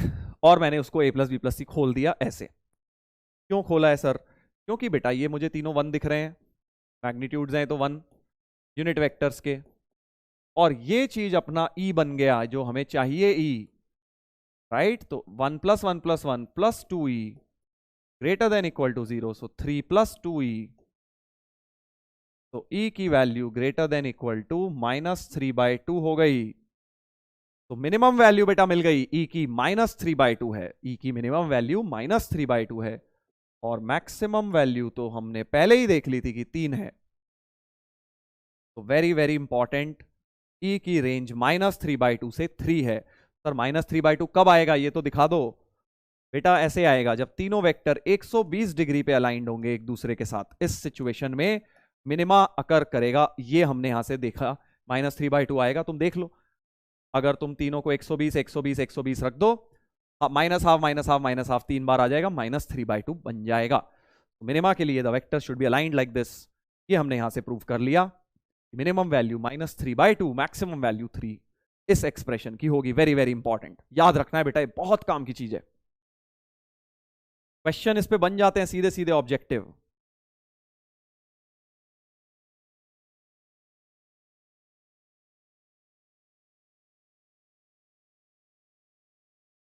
चलिए अब हम एक और क्वेश्चन पे आते हैं। इनफैक्ट क्वेश्चन क्या है, कोसाइन रूल, किसी भी ट्राइंगल में एक रूल होता है कोसाइन लॉ। हमने ऑल्दो अभी ट्रिग्नोमेट्री 1 2 करा है, इक्वेशंस करी हैं, ट्रिग्नोमेट्रिक आइडेंटिटीज करी हैं, सॉल्यूशन ऑफ ट्राइंगल अभी नहीं करा है, उसका पार्ट है थोड़ा सा, बट पहले मैं तुम्हें बता देना चाह रहा हूं क्योंकि ये हो सकता है जेई के पेपर में लग जाए कोसाइन रूल। तो अगर आपको पता है अच्छी बात है, नहीं पता तो एक बार देख लीजिए। और इसको बेटा हम प्रूव भी करेंगे यूजिंग वेक्टर्स, प्रूव करेंगे कोसाइन रूल। तो पहले होता क्या है कोसाइन रूल, जिन लोगों को नहीं आता वो सुन लें, समझ लें what is the cosine rule in a triangle.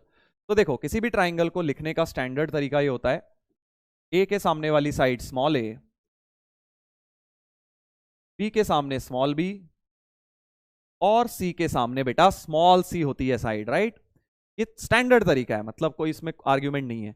अब जो कोसाइन रूल होता है वो क्या करता है, कॉस ए का फॉर्मूला देता है। किसी भी ट्राइंगल में कॉस ए का फॉर्मूला होता है, कॉस ए का फॉर्मूला होता है बेसिकली ये वाले एंगल का cos, B square plus C square minus ए स्क्वायर अपॉन 2bc, ये होता है कॉस ए का फॉर्मूला, राइट। पहले कौन सी साइड लिखनी होती है, जो उस एंगल को बना रही है। कॉस ए को देखो किसने बताया, बी और सी ने, बी और सी, तो पहले B square plus C square, तीसरी माइनस सामने, और नीचे भी वही दो आती हैं 2bc। That is how you will write cosine of A. Similarly cosine of B, अब तुम बता सकते हो कोसाइन ऑफ बी ये वाले का, पहले ये दोनों side A square plus C square minus B square upon 2ac। Similarly cos C, अब आप मुझे बता सकते हो A square plus B square minus C square upon 2ab। ये होता है कोसाइन रूल किसी भी ट्राइंगल में। साइन रूल भी होता है, सब करेंगे वो क्रॉस प्रोडक्ट में आएगा, बट अभी के लिए कोसाइन रूल बेटा वेक्टर्स से अब मैं प्रूव करूंगा। ये तो हो गया कि भाई ठीक है ऐसा होता है, याद कर लिया, थ्योरम तो याद करनी है अपने को, इसका प्रूफ वेक्टर्स के थ्रू करेंगे हम। इसका एक और प्रूफ भी होता है नॉर्मल ट्रिग्नोमेट्री के थ्रू, बट हम अभी वेक्टर्स के थ्रू इसका प्रूफ देख रहे हैं। तो देखिए वेक्टर्स के थ्रू कैसे प्रूफ करूंगा, सामने देखेंगे सब लोग। सपोज मैं एक ट्राइंगल ले लेता हूं, यही वाला ट्राइंगल है, ये वेक्टर, ये ए था, तो ए के सामने वाली साइड को ए वेक्टर बोल देता हूं, बी के सामने वाली को बी वेक्टर और इसको सी वेक्टर। इस तरह से मैंने एबीसी मार्क कर लिए कि वो एक क्लोज्ड फिगर बना रहे हैं। एबीसी मैंने ऑर्डर में मार्क करे, क्लोज्ड फिगर बना दी। क्लोज्ड फिगर का सिग्निफिकेंस क्या है? जब भी बेटा 3 वेक्टर, 4 वेक्टर, 1000 जितने मर्जी वेक्टर हैं, अगर वो क्लोज्ड फिगर बनाते हैं तो ए प्लस बी प्लस सी उनका रिजल्टेंट सम 0 होता है, क्योंकि अल्टीमेटली डिस्प्लेसमेंट 0 हो गई। यहां से शुरू किया, यहीं आ गए, सो अल्टीमेटली आप उसी पॉइंट पर पहुंच गए, उसी पॉइंट पर पहुंच गए, रिजल्टेंट 0 हो गया। A plus B plus C 0 है। Also one more thing, mod A, तो ए है साइड लेंथ, क्योंकि magnitude of length of this vector was side A, mod B is B and mod C is C. Now अब ध्यान से देखेंगे, अब मैं क्या करना चाहता हूं, मुझे कॉस ए कॉस बी या कॉस सी कोई क्रिएट करना है। और कॉस कैसे क्रिएट होता है वेक्टर में? डॉट प्रोडक्ट से, राइट? तो मैं क्या करता हूं, ए प्लस बी को माइनस सी लिखकर स्क्वायरिंग बोथ साइड्स कर देता हूं, स्क्वायरिंग बोथ साइड्स, राइट? तो होगा क्या, ए प्लस बी होल स्क्वायर, और राइट साइड में माइनस तो हटा ही दो, स्क्वायर में हट गया वो, सी स्क्वायर हो जाएगा। और इसमें फॉर्मूला लगा दो, A square plus B square plus 2a dot B equal to C square, ऐसा कुछ बन गया, राइट? स्क्वायरिंग बोथ साइड्स करके हमेशा डॉट प्रोडक्ट आ जाता है वेक्टर में। ए प्लस बी होल स्क्वायर, ए प्लस बी होल क्यूब, ये सब कोई भी लगाओ, ए plus B plus C whole square, sorry cube नहीं, A plus B plus C whole square, cube में नहीं होता, स्क्वायरिंग में होता है। तो ए स्क्वायर, अब देखो ए स्क्वायर को क्या लिख सकते हैं, आज बताया था मैंने, मॉड ए स्क्वायर लिख सकते हो सर। ए स्क्वायर को मॉड ए स्क्वायर, और मॉड ए तो ए था, तो सिंपल इसको मैं ए स्क्वायर कर देता हूं, इसको B square, 2a dot B, ध्यान से देखेंगे भाई, ए डॉट बी मतलब mod A mod B cos theta, mod A mod B cos theta. Theta क्या है सर? और राइट साइड में तो ये सी स्क्वायर ही है, बस बस ये एंगल समझना है क्या है, एंगल क्या है ये। तो एंगल वो है सर जो ए और बी के बीच में वेक्टर है, वेक्टर ए और बी के बीच में एंगल है। ए वेक्टर डॉट बी वेक्टर में थीटा वो एंगल होगा जो ए और बी के बीच का एंगल है। फिगर में देखो जरा, ए वेक्टर की डायरेक्शन, ए वेक्टर की डायरेक्शन तो ये है सर, और बी वेक्टर की डायरेक्शन ये है सर, राइट? ए वेक्टर की डायरेक्शन ये, बी की ये, तो इन दोनों के बीच का एंगल तो ये हो गया 180 माइनस सी, राइट? ये सी था, तो ये 180 माइनस सी हो गया। वेरी वेरी इंपॉर्टेंट, ए और बी के बीच में एंगल सी नहीं है, ए और बी के बीच में एंगल क्या है? 180 माइनस सी। तो यहां पे क्या लिखूंगा, कॉस 180 माइनस सी। बस अब तो खेल खत्म, A square plus B square plus 2ab cos 180 minus theta होता है माइनस कॉस थीटा, तो A square plus B square minus 2ab cos C, और यहां से कॉस सी निकाल लो, A square plus B square minus C square upon 2ab। Prove हो गया भाई, देखो यही चीज प्रूव हो गई, कोसाइन रूल प्रूव हो गया, कॉस सी की वैल्यू मैंने ये प्रूव कर दी।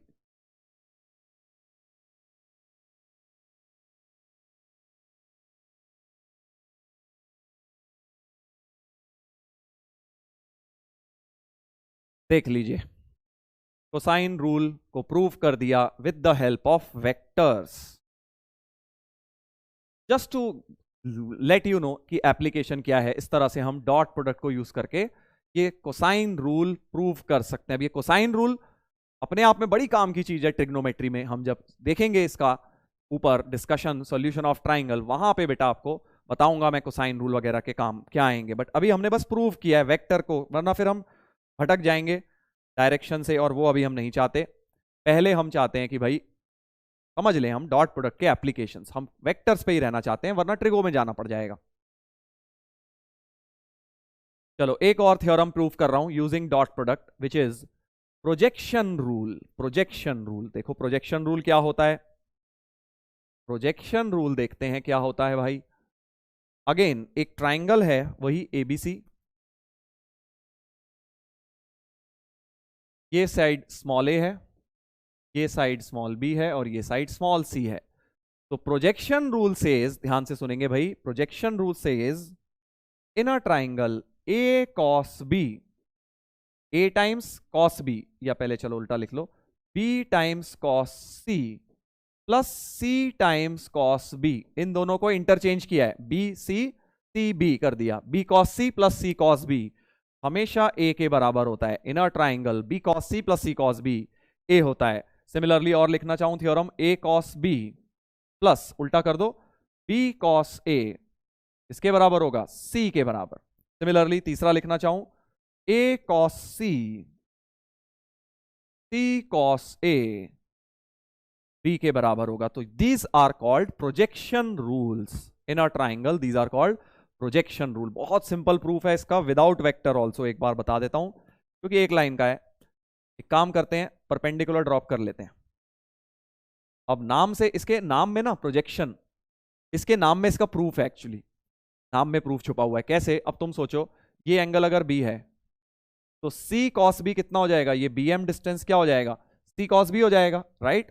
और ऐसे ही वो हो जाएगा B cos C, right, B cos C. तो B cos C plus C cos B, B M plus C M बराबर ए हो गया। तो B cos C plus C cos B A, that is the simplest logic, सबसे आसान तरीके से projection rule मैंने प्रूफ कर दिया कि दोनों का प्रोजेक्शंस लिया, दोनों प्रोजेक्शंस को ऐड करके अल्टीमेटली पूरी साइड मिल जानी चाहिए, that is the projection rule.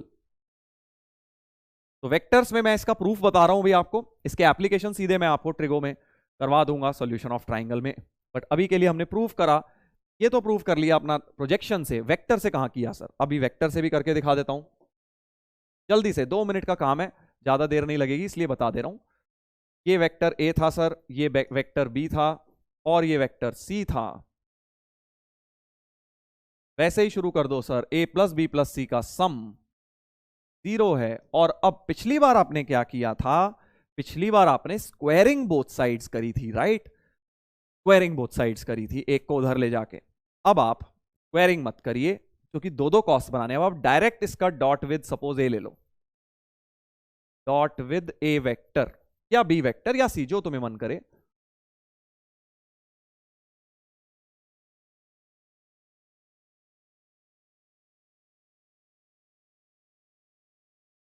Like this. Now what is A dot A? A dot ए तो तुम्हें पता है मॉड ए स्क्वायर होता है, यानी ए स्क्वायर हो गया है। तो B dot A B mod A into cos theta, B और ए के बीच में एंगल, बी और ए के बीच में एंगल देखा जाए सर, ये है बी और ये है ए। अभी आपने बताया था 180 माइनस सी है, तो cos 180 minus C, C dot A मतलब C A into cos angle between C and A, ये रहा सी का डायरेक्शन, ये रहा ए का डायरेक्शन। देखो जल्दी, सी और ए के बीच में एंगल्स, ये सी का डायरेक्शन वो ए का, तो 180 माइनस बी हो गया, ये वाला एंगल 180 माइनस बी हो गया। तो कॉस 180 माइनस बी हो गया इक्वल टू 0 तो है ही। एक ए उड़ा दो सब में से, तो ए माइनस बी कॉस सी हो गया ए, और माइनस सी कॉस बी हो गया, क्योंकि cos 180 minus theta minus cos theta होता है। प्रूव्ड, प्रोजेक्शन लॉ प्रूव हो गया। तो ये वेक्टर को यूज करके कर दिया हमने, वो हमने सीधे सीधे प्रोजेक्शन कंपोनेंट्स को लगा के कर दिया, right. More on this later, अभी बस हमने इनको प्रूव करके छोड़ दिया है, just to see the application of vectors.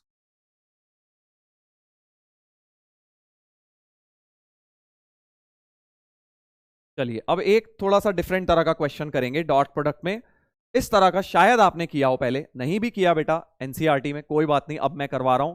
Important है इस टाइप के क्वेश्चंस। किस टाइप के? एक यूनिट क्यूब दे दिया, एक क्यूब का क्वेश्चन है, मतलब एक क्यूब दिया और एंगल बिटवीन सम डायगोनल्स पूछा जा रहा है, राइट।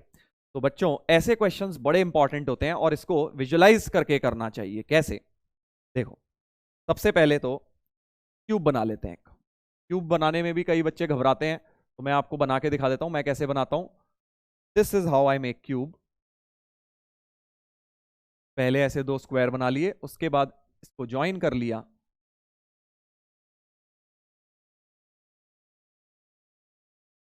ठीक है भाई।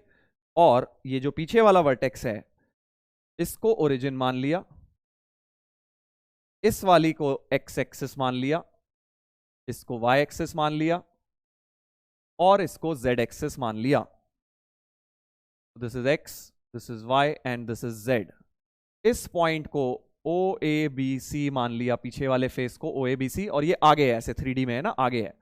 इसको सपोज DEFG मान लिया। ओके, तो अब सबके कोऑर्डिनेट्स लिख सकते हो। अगर यूनिट क्यूब है, यूनिट क्यूब का मतलब साइड लेंथ 1 है, 1 मतलब A ले लो, कोई फर्क नहीं पड़ता, बट अगर मैं सबको 1 ले लेता हूं तो कोऑर्डिनेट्स बड़ी इजीली लिख सकता हूं। ये हो जाएगा 1 0 0 क्योंकि x एक्सिस का पॉइंट है, ये 0 1 0 क्योंकि y एक्सिस का है, ये 0 0 1 क्योंकि z एक्सिस का है।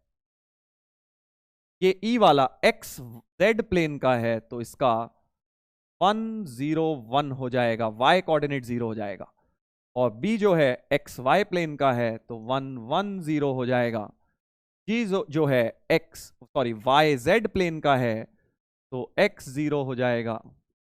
और ये बाहर है तीनों में, तीनों कोऑर्डिनेट्स हैं इसके पास, 1 1 1 हो जाएगा। इस तरह से आपने 8 वर्टाइसिस के कोऑर्डिनेट्स लिख लिए बेटा, 8 वर्टाइसिस के कोऑर्डिनेट्स लिख लिए। अब एक क्यूब में 2 तरह के डायगोनल्स होते हैं, ये बात तुमने शायद सॉलिड स्टेट में भी पढ़ी होगी केमिस्ट्री में।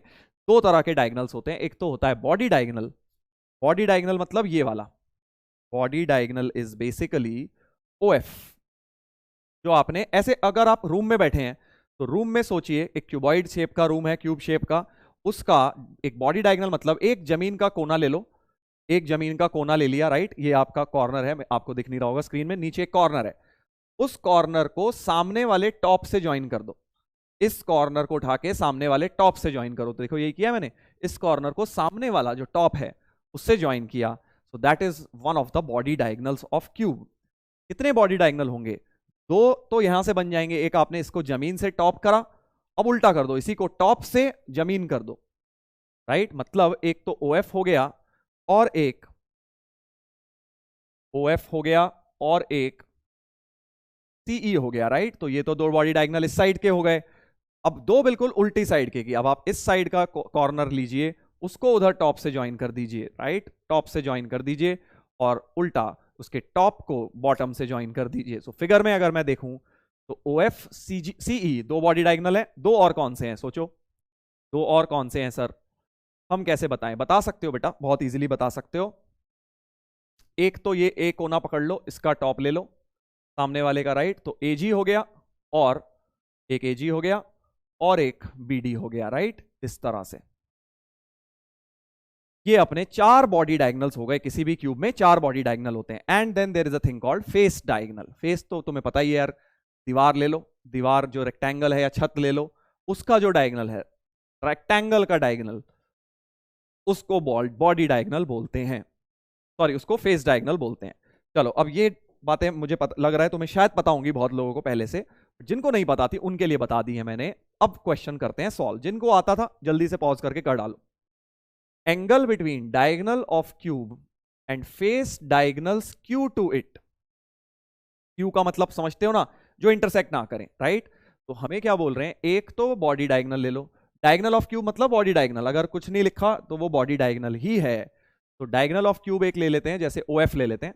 तो ए पार्ट में वो क्या कहना चाह रहे हैं, OF के बीच का एंगल, तो OF वेक्टर लिख सकते हो ना पोजीशंस यूज करके, 1 1 1 0 0 0 को सब्ट्रैक्ट कर देंगे, तो I cap plus J cap plus K cap OF vector हो जाएगा, राइट, क्योंकि पोजीशन में ऐसे ही करते हो ना, 1 minus 0 1 minus 0 1 minus 0, position vectors को यूज करके वेक्टर बना लिया। OF एक तो बॉडी डायगोनल ले लिया, और एक क्या लेना है, face diagonals Q to it. समझ रहे हो, फेस डायगोनल लेना है, और जो क्यू मतलब इसे इंटरसेक्ट ना करे। तो ऊपर दिख रहा है ना ये देखो BG, ये BG एक फेस डायगोनल है, ऊपर वाले फेस का डायगोनल है, और इसको इंटरसेक्ट भी नहीं कर रहा। तो मैं वन ऑफ देम BG ले लेता हूं, और भी ले सकते हो, मैंने BG ले लिया, आप कोई और ले लीजिए, फर्क नहीं पड़ता। अब BG कैसे लिखेंगे, वही दिस माइनस दिस करेंगे, एक के पोजीशन में से दूसरे के माइनस, तो 0 माइनस 1 मतलब माइनस I कैप, और प्लस 1 माइनस 1 0 J कैप, तो 0 J कैप हो गया वो तो, और 1 माइनस 0, सॉरी क्या कर दिया मैंने, गलत वाला पढ़ लिया, BG लिखना है ना, 0 -1 आई कैप, हाँ 1 -1 0 जे कैप, और 1 -0 यानी कि बेटा प्लस के कैप, ऐसा हो गया राइट। ये दो वेक्टर्स मैंने लिख लिए, कौन कौन से, एक बॉडी डायगोनल और एक स्क्यू फेस डायगोनल, एक ऐसा फेस डायगोनल जो स्क्यू है। तो बस अब इनका तो डॉट प्रोडक्ट ही 0 दिख गया मुझे। ओ एफ डॉट बी जी आपको 0 दिख रहा है, -1, ये तो हटे तो, और ये +1, 0, यानी एंगल इनके बीच में हो गया 90 डिग्री। कॉट इनवर्स 0 बेसिकली 90 होता है, तो ए ऑप्शन आर से मैच कर जाएगा। ऐसे ही बेटा सारे पार्ट्स कर डालो, ऐसे ही सारे पार्ट्स कर डालो जल्दी से पॉज करके। सेकंड में क्या बोल रहे हैं, angle between diagonal of two faces of cube through same vertex. बहुत इजी है, तो फेस डायगोनल लेने हैं, angle between diagonal of two faces of cube, मतलब face diagonal from same vertex. तो दो फेस डायगोनल ले लो ना यार, ओरिजिन से ही ले लो, बहुत इजी है। एक तो फेस डायगोनल ओ ई हो गया, एक ओ जी हो गया, सपोज जो मन करे ले लो। दो face diagonal from same vertex, O लेना इजी है इसलिए ओरिजिन से ले लिया।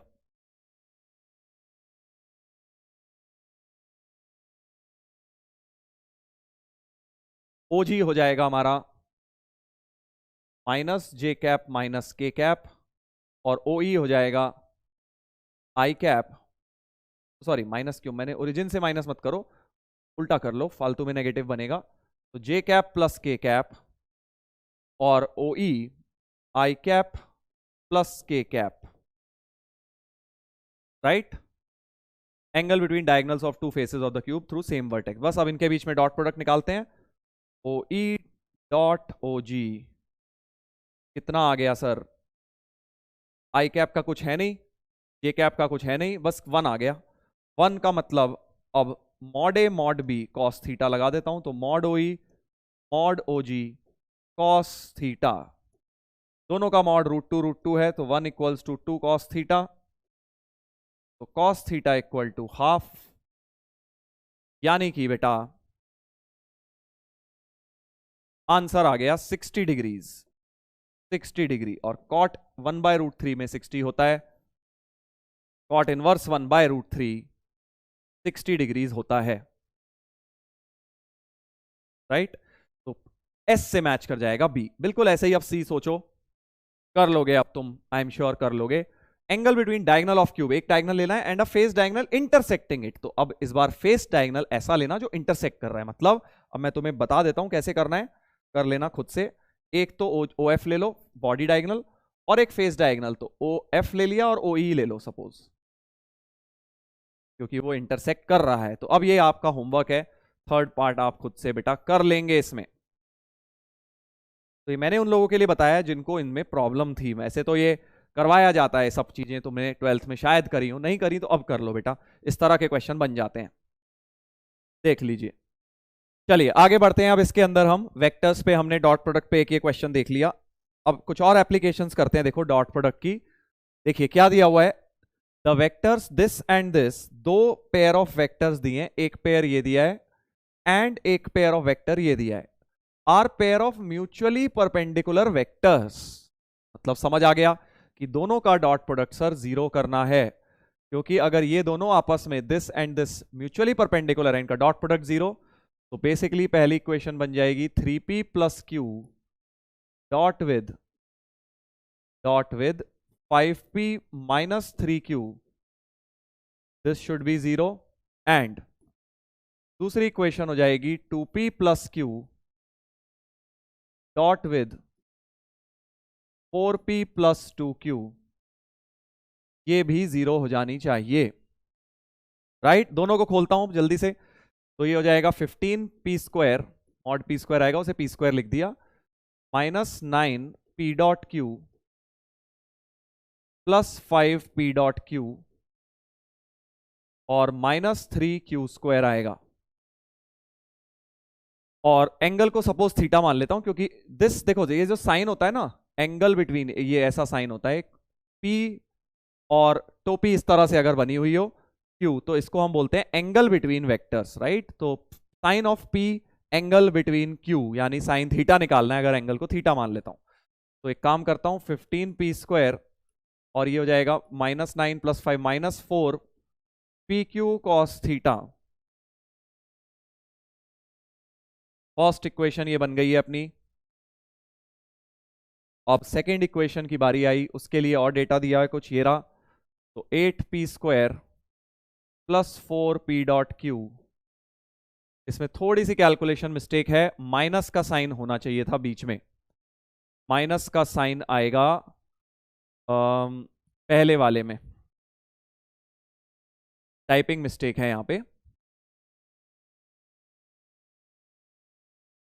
हाँ, तो 8p² + 4pq - 4p.q -2q² = 0, ऐसा कुछ है ये।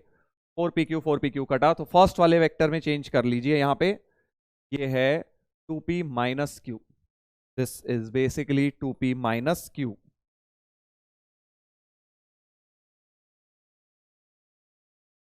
ऐसा कुछ टाइपिंग मिस्टेक है, तो उसमें अच्छा आंसर आएगा, ऑप्शन मैच करने के लिए वो प्रॉब्लम हो जाएगी, इसलिए तो मैंने चेंज कर दिया। तो 8p² = 2q² आ गया यहां से, यानी 4p² = q²। तो बढ़िया सा आ गया। q = प्लस माइनस नहीं लिख रहा हूं, बस 2p लिख रहा हूं। q = बस 2p लिख रहा हूं बेटा, क्यों? क्योंकि मैग्नीट्यूड्स हैं, प्लस माइनस का कोई काम नहीं है यहां, बिकॉज दे आर मैग्नीट्यूड। तो q = 2p यहां डाल दो बस अब।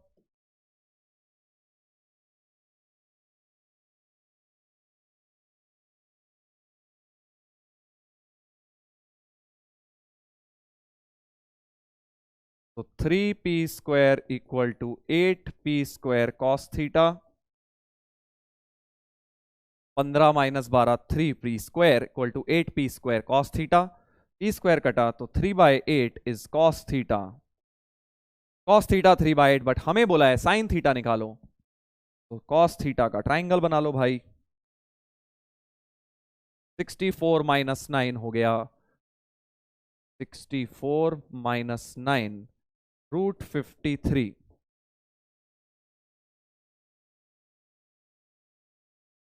एक मिनट, √55। 55 + 9 होता है 64। हाँ, तो बेसिकली साइन थीटा क्या हो जाएगा, √55/8 हो जाना चाहिए। ऑप्शन नंबर बी हो गया।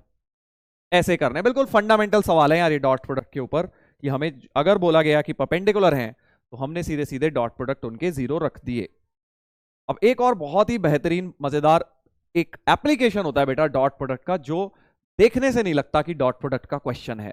क्या एप्लीकेशन है, देखो बहुत ही इंपॉर्टेंट है, इसको तो इंपॉर्टेंट मार्क कर लीजिए, इनफैक्ट ब्रेन टीजर भी कर सकते हो आप इसको मार्क।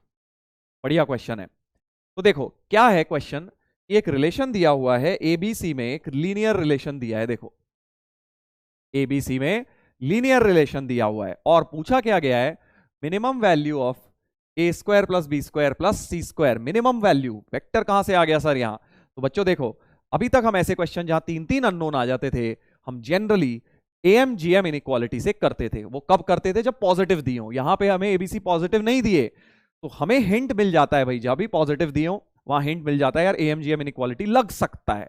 बट अगर पॉजिटिव नहीं दिए तो तुम वेक्टर यूज करोगे। कैसे? ऐसे क्वेश्चंस में जहां एक लीनियर रिलेशन दिया है, ये लीनियर रिलेशन है इसलिए वेक्टर लग रहा है।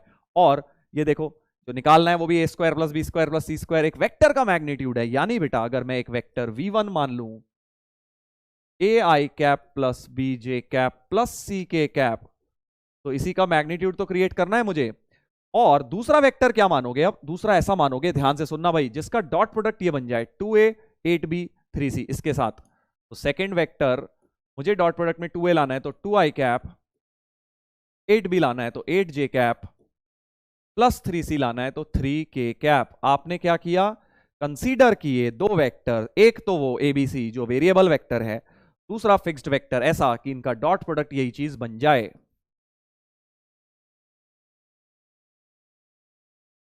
अब इससे क्या फायदा हो रहा है सर? तो देखो डॉट प्रोडक्ट निकालो, v1.v2 होता है mod v1 mod v2 cos theta, right? v1 dot v2 तो सर यही 2a plus 8b plus 3c यानी कि 7 आ जाएगा, तो यहां लेफ्ट में लिख देता हूं 7 मॉड v1 लिख दिया square root of a square plus b square plus c square. Mod v2 यहां से आ जाएगा, फिक्स है मॉड v2 तो root of 2 square plus 8 square plus 3 square into cos theta, right. So cos theta की value आ गई 7 upon root A square plus B square plus C square. और ये कितना हो गया देखो भाई, ये हो गया 64 प्लस 9 प्लस 4 77 हो गया, राइट। 65 64 74 77 हो गया, तो ये हो गया रूट 77। अब देखो क्या हो गया ये सर अजीब सी चीज। तो बेटा देखो अब मुझे इनइक्वालिटी क्रिएट करनी है, तो कॉस थीटा की रेंज यूज करूंगा, that is cos theta always less than equal to 1 होता है, तो ये क्वांटिटी भी लेस देन इक्वल टू 1, यानी 7 should less than equal to, इसको क्रॉस मल्टीप्लाई कर दो, root 77 root A square plus B square plus C square. और अब एस बी एस कर देता हूं, स्क्वायरिंग बोथ साइड, रूट हट जाएंगे, तो 7 into 7 is less than equal to 77 times a square plus b square plus c square, एक साथ भी कट गया, तो a square plus b square plus c square greater than equal to आ गया 7/11, 7/11 ग्रेटर देन इक्वल टू 7/11, तो minimum value हो गई इसकी 7/11। बढ़िया क्वेश्चन। डॉट प्रोडक्ट का एप्लीकेशन कब लगाना है, देखो जब तुम्हें ऐसी चीज क्रिएट करनी है और यहां लीनियर रिलेशन है एबीसी में, ये इंपॉर्टेंट है, लीनियर रिलेशन की वजह से वो डॉट प्रोडक्ट बन गया उन दोनों नंबर्स का, तो वेक्टर्स हमने कंसीडर कर लिए। चलो भाई, तो ये हो गए कुछ अलग अलग तरह के, हमने डॉट प्रोडक्ट के एप्लीकेशन देखे, ऑर्थोगोनल परपेंडिकुलर देखे अभी पिछले क्वेश्चन में, इसमें मैंने आपको एक मिनिमम वैल्यू का करा दिया, उससे पहले हमने क्यूब वाले करे, डायगोनल ऑफ क्यूब, उससे पहले प्रोजेक्शन वाले करे, कैसे वेक्टर का प्रोजेक्शन यूज होता है। अब हम आते हैं एक और तरह के ज्योमेट्रिकल एप्लीकेशंस पे, ट्राइंगल से रिलेटेड क्वेश्चंस में भी बहुत जगह डॉट प्रोडक्ट लग जाता है, बहुत ध्यान से देखिएगा, मजेदार क्वेश्चंस हैं अगले 2-3। क्वेश्चन क्या है, consider triangle ABC with A is equal to A vector, मतलब ये इसका पोजीशन वेक्टर है, एबीसी उनके पोजीशन वेक्टर्स दिए हैं, ठीक है, तो समथिंग लाइक दिस, इधर बना लेता हूं, ऐसा कुछ दिया है, एबीसी पोजीशन वेक्टर हैं, ए का पोजीशन ए है, बी का पोजीशन बी है, पोजीशन वेक्टर और कोऑर्डिनेट्स में कोई फर्क नहीं होता भाई, it is one and the same thing, right, ABC. और एक रिलेशन दिया है ये b माइनस ए का मैग्नीट्यूड 3, तो b माइनस ए ये वाली साइड हो गई, तो ये वाली साइड तुम्हें 3 दी हुई है, b माइनस ए का मैग्नीट्यूड मतलब इसके पोजीशन वेक्टर माइनस करे हुए हैं, यानी वेक्टर ए बी का magnitude 3, similarly c minus B का 4, तो c माइनस बी मतलब ये वाली लाइन आपको 4 दी हुई है। और एक ये अजीब सा कुछ रिलेशन दिया है, और पूछा क्या गया है, मीडियन एएम और बीडी के बीच में एंगल, अच्छा समझ गए। तो पहले तो सर इस रिलेशन का जरा एनालिसिस किया जाए, ये क्या लिखा हुआ है, क्योंकि हमें ट्राइंगल में सोचना है क्या है। यहां देखिए, तो बेटा सबसे पहले तो इसको हम ओपन करके लिख लेते हैं, B dot A plus B dot C is B dot B plus A dot C. एक काम करते हैं, थोड़ा सा टर्म्स को रीअरेंज करते हैं, लेफ्ट राइट जैसे फैक्टर्स बनाते हैं ना, वैसा कुछ, बी डॉट बी को इधर ले जाओ, बी डॉट सी को उधर ले जाओ, तो B dot A minus B dot B is equal to B dot C, sorry A dot C minus B dot C, ऐसा कुछ लिख लिया मैंने, बस टर्म इधर उधर उधर अरेंज कर ली। इन दोनों में से इसको मैं बी कॉमन ले सकता हूं ना, ऐसे B dot A minus B लिख सकता हूं, और राइट साइड में क्या लिख सकता हूं, ए माइनस बी डॉट सी लिख सकता हूं। तो ए माइनस, अब ये मत कर देना ए माइनस बी काट दिया, ऐसे नहीं कटता भाई डॉट प्रोडक्ट्स में, राइट, प्रोडक्ट है कोई स्केलर प्रोडक्ट थोड़ी ना है कि काट दिया। अब लेफ्ट में लेके आ जाइए, ए माइनस बी फिर से common, dot B minus C equal to 0। So basically हमारे पास एक रिलेशन आ गया, A minus B dot B minus C 0 है, राइट, लेफ्ट में ले आया ना इस वाली टर्म को, और फिर से ए माइनस बी कॉमन लिया, तो A minus B dot B minus C zero मतलब डॉट प्रोडक्ट जीरो, यानी कि बेटा एंगल 90 है किस किस के बीच में, A minus B, A minus B, यानी कि साइड ए बी जो है आपकी A B is perpendicular to B minus C का मतलब हो गया बी सी। तो इस रिलेशन को देने का रीजन ये है कि वो ये बताना चाह रहे हैं ये ट्राइंगल में 90 डिग्री बन रहा है ए बी और बी सी के बीच में। तो अब फिगर थोड़ी सी चेंज कर लेनी चाहिए क्योंकि बेटा हमें 90 डिग्री पता लग गया है। तो बी एंगल, ये जो बी पॉइंट है ये 90 बन रहा है इस पे, A B perpendicular to B C, और ये साइड लेंथ 4 है, ये साइड लेंथ 3 है। तो अब एक बात तो समझ आ गई, ये 5 होगी पाइथागोरस थ्योरम से। अभी सवाल हुआ खत्म नहीं है भाई, देखो अभी हमें क्या करना है, ए बी सी लेना है और हमें मीडियंस के बीच में कौन कौन सी मीडियन, ए एम और बी डी। अच्छा तो अब देखो मैं कैसे वेक्टर्स यूज करके ये एंगल भी निकाल रहा हूं, आगे का पार्ट भी मैं वेक्टर यूज करके कर रहा हूं। ऑल्दो तुम कोऑर्डिनेट ज्योमेट्री भी लगा सकते हो इसके बाद, बट बेटा वेक्टर लगा के हम करेंगे। क्यों देखो एक बहुत इंपॉर्टेंट बात बोलने वाला हूं, केयरफुली सुनना। कोऑर्डिनेट ज्योमेट्री में जब भी लाइन एंगल बिटवीन लाइन निकालते हैं तो टैन थीटा, तुम ये वाला फॉर्मूला लगाते हो right, tan theta equal to mod m1 minus m2। तो होता क्या है कि इस फॉर्मूले की ड्रॉबैक है कि आपको इससे हमेशा एक्यूट वाला एंगल मिल जाता है, क्योंकि मॉड लगा होता है, हमेशा एक्यूट एंगल मिलता है। You don't know whether it is actually forming between the two vectors, interior angle है एक्सटीरियर एंगल है, पता नहीं लग पाता।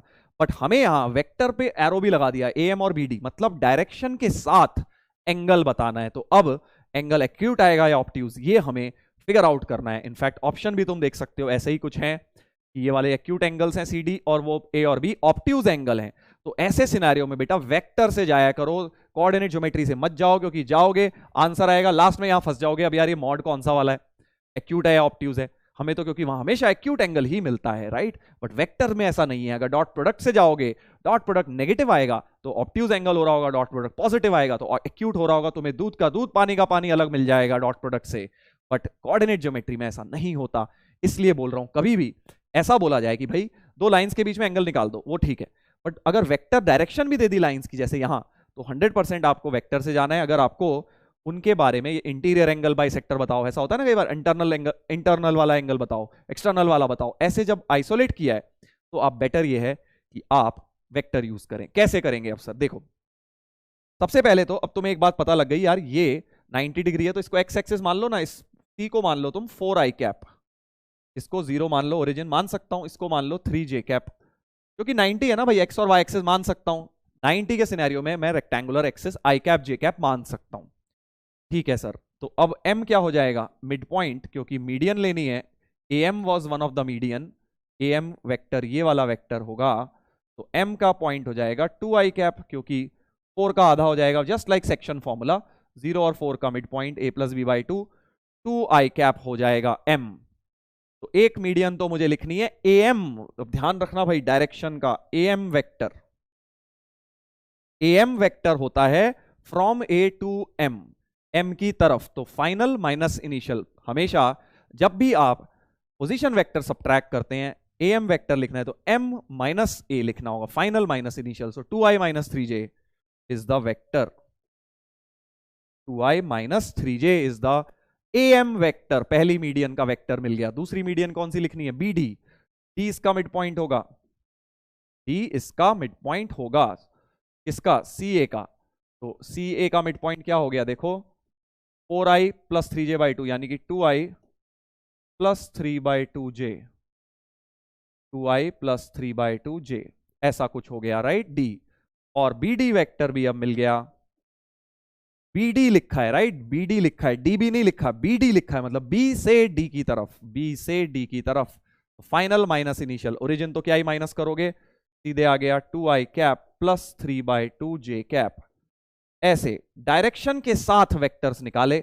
अब डॉट प्रोडक्ट लगा के साफ समझ आ जाएगा कि एंगल जो भी निकलना होगा एक्यूट या ऑब्ट्यूज, तो कॉस थीटा हो जाएगा इन दोनों का dot A M dot B D upon mod A M mod B D. A M dot B D देखिए 4 माइनस 9 बाई 2, तो 4 माइनस 9 बाई 2 आया ऊपर, 4 माइनस 9 बाई 2 आया ऊपर राइट, और नीचे क्या आएगा, मॉड ए एम रूट 4 + 9 √13 और root of this 2² 4 + 9/4, right. 2² + 3/2 9/4। Simplify कर लीजिए, सो कॉस थीटा बन गया बेटा, न्यूमरेटर में तो आ गया -½ डिनोमिनेटर में √13 और 16 + 9 25/4 का रूट 5/2, 2 भी कट गया तो -1/5 √13 आया कॉस थीटा। क्या आया? -1/5 √13। तो थीटा को अब तुम लिख सकते हो कॉस इनवर्स ऑफ, थीटा को लिख सकते हो कॉस इनवर्स ऑफ माइनस, ये माइनस की सिग्निफिकेंस बहुत है भाई, इसी की वजह से वेक्टर लगाना पड़ा। और कॉस इनवर्स ऑफ -x में इनवर्स ट्रिगो में प्रॉपर्टी पढ़ चुके हो, क्या होती है? Pi minus cos inverse x होता है, नेगेटिव में cos inverse pi minus cos inverse x हो जाता है, तो थीटा हो जाएगा पाई माइनस कॉस इनवर्स 1/5 √13।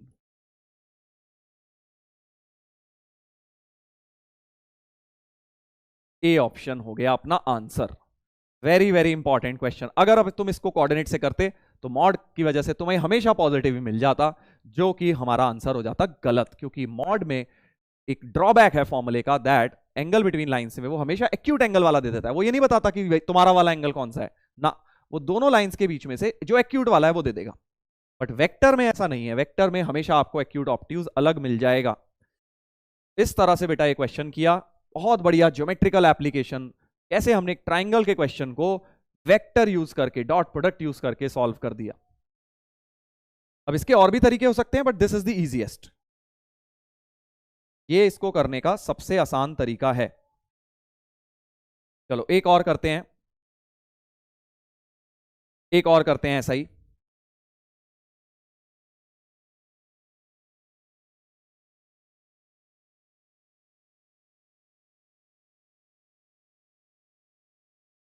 तो सबसे पहले तो इस बार आपको एक आइसोसेलेस ट्राइंगल दिया है ABC with AB equal to BC। Okay, तो ऐसा कुछ मान लो ABC, ताकि AB और BC ऐसे ऊपर वाली साइड बराबर आ जाएं। ये 8 है, ये भी 8 है, ठीक है। Point E divides AB internally in the ratio 1:3। Okay, ये एक पॉइंट E ले लिया जो 1:3 में डिवाइड कर रहा है, fine. Cosine of angle between CE and CA, समझ गए, CE और CA वेक्टर लिखने हैं, CE और CA। तो अब देखो, अब एक बात समझ आ रही है, कहीं ना कहीं ओरिजिन लेना है, C को ओरिजिन लेना बेस्ट रहेगा, क्योंकि इन दोनों वेक्टर को क्रिएट करना है, इजीली क्रिएट हो जाएंगे। ऑल्दो तुम ले किसी को भी सकते हो, A को ले लो, B को ले लो, बट मुझे इसको ओरिजिन लेने में ज्यादा फायदा नजर आ रहा है बेटा। और ये वाला हो गया A वेक्टर, ये हो गया B वेक्टर, पोजीशन इनकी कुछ मान ली मैंने, ओके, इन दोनों की पोजीशन कुछ मान ली मैंने।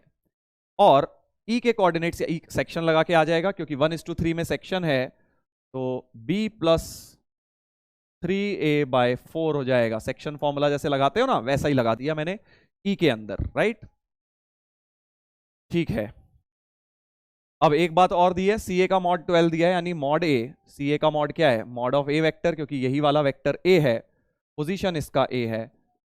और एक और चीज दी है, ये वाली लेंथ आपकी 8 दी है, तो मॉड B आपको 8 दिया है, और इसका भी लेंथ 8 दिया है, तो मॉड B - A भी 8 दिया हुआ है। ये डेटा मैं लिख के बैठ गया हूं साइड में। वेक्टर से देखो कैसे करूंगा अब मैं, जो वेक्टर के बीच में एंगल निकालना है उन्हें क्रिएट करो भाई। CE vector, let's create vector CE, this one. तो फाइनल माइनस इनिशियल ओरिजिन है वो, तो यही हो जाएगा B + 3A, B + 3A/4। CE आ गया, CA कितना हो जाएगा भाई? CA तो वही A वेक्टर हो जाएगा सर। अब देखो, पिछले क्वेश्चन में क्या था, IJ की वजह से बड़ा आसान हो गया था यार सब कुछ। I कैप J कैप क्यों लेके आया था मैं? क्योंकि बेटा यहां 90 डिग्री था, तो IJ काम कर गए सर। हम J और K भी ला सकते थे, बिल्कुल, जो भी 90 में दो भी, कोई से भी दो ले आओ। बट यहां पे क्या है, कोई एंगल 90 नहीं है, बेसिकली जो 3 साइड्स हैं उनमें कोई 90 नहीं है। अब हमें AB के टर्म्स में खेलना पड़ेगा, A और B के टर्म्स में। कोई नहीं सर, कर लेंगे। कैसे करें सर? अब तो देखो, तुम्हारे को निकालना है इनके बीच में कॉस थीटा, तो कॉस थीटा के लिए तीन चीजें चाहिए। सी ए डॉट सीई, पहली चीज तो ये, upon mod C A mod CE,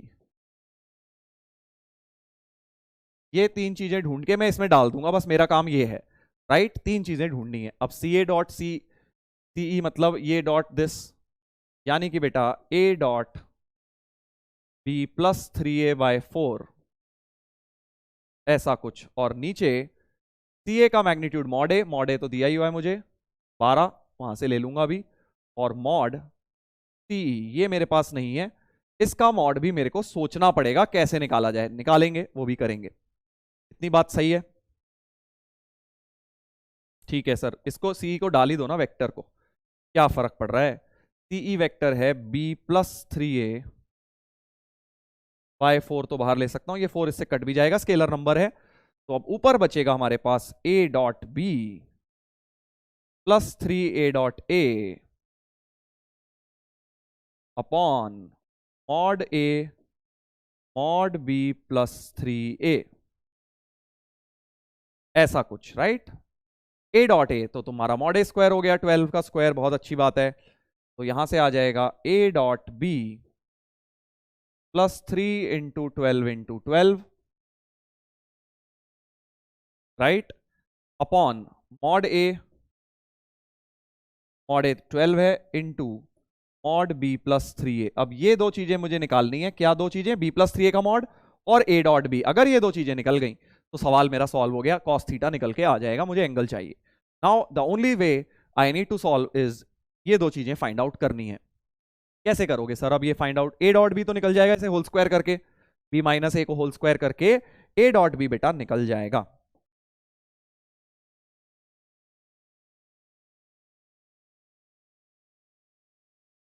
तो देखो, b माइनस ए को होल स्क्वायर कर रहा हूं, इसका मॉड 8 दिया हुआ है, तो B square plus A square minus 2b dot A is equal to 64।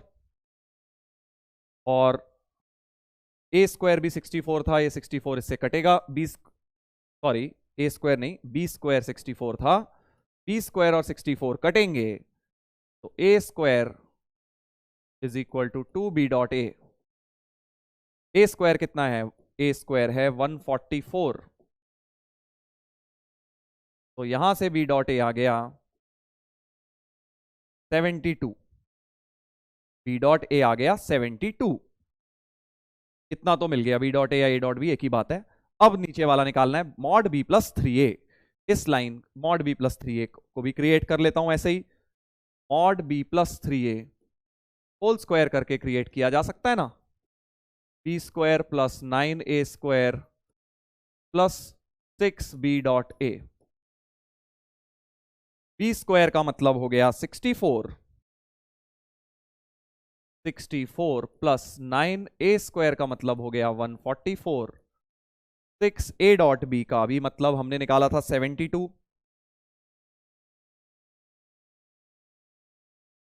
निकाल लीजिए कितना हुआ ये।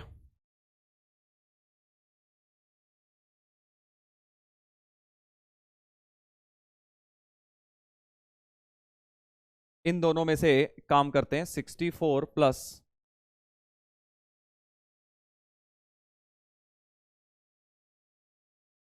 हाँ 144/2 ही तो था ये, तो इसको लिख लेता हूं 3 × 144, 144 कॉमन, 9 3 12 ऐसा कुछ लिख लिया। अब इसमें से भी कितना कॉमन आ गया? ये हो गया 64 प्लस 12 का क्यूब। देखिए कितना होता है भाई, 64 प्लस 12 का क्यूब, कैलकुलेटर से मैं निकाल रहा हूं,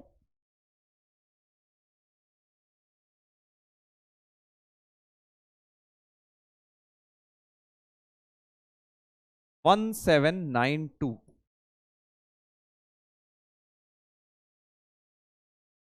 1792 तो बड़ा बेकार आ गया यार, कोई बात नहीं, चलो निकालना तो है ही।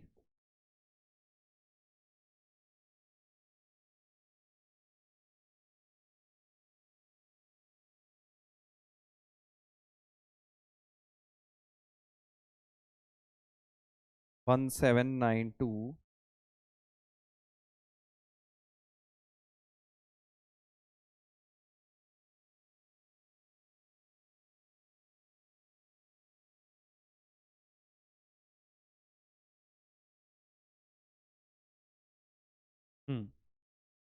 देखते हैं क्या बन रहा है। 1792 को अगर मैं फैक्टराइज करूं,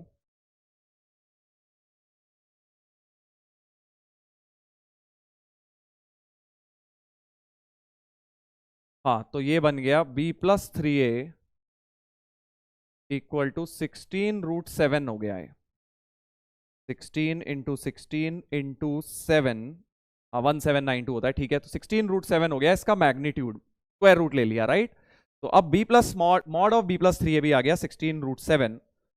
बस अब तो यहाँ पे बेटा वैल्यू डालनी है आपको सारी, जल्दी से डालता हूँ। ये हो जाएगी 72 प्लस ये हो गया 144 × 3 अपॉन 12 × 16√7। अभी कैलकुलेशन मत करो, कट पिट जाएंगे थोड़े से, तो मैं अगले पेज पे कर देता हूं। cos theta equal to 72 plus 12 × 12 × 3 upon 72 plus 12 × 12 × 3 upon 12 × 16√7। 12 × 16√7, 12 तो सीधे ही काट दो, 12 6 72 प्लस 12 × 3, एक 12 काट दिया, 16√7, एक 2 भी कट गया,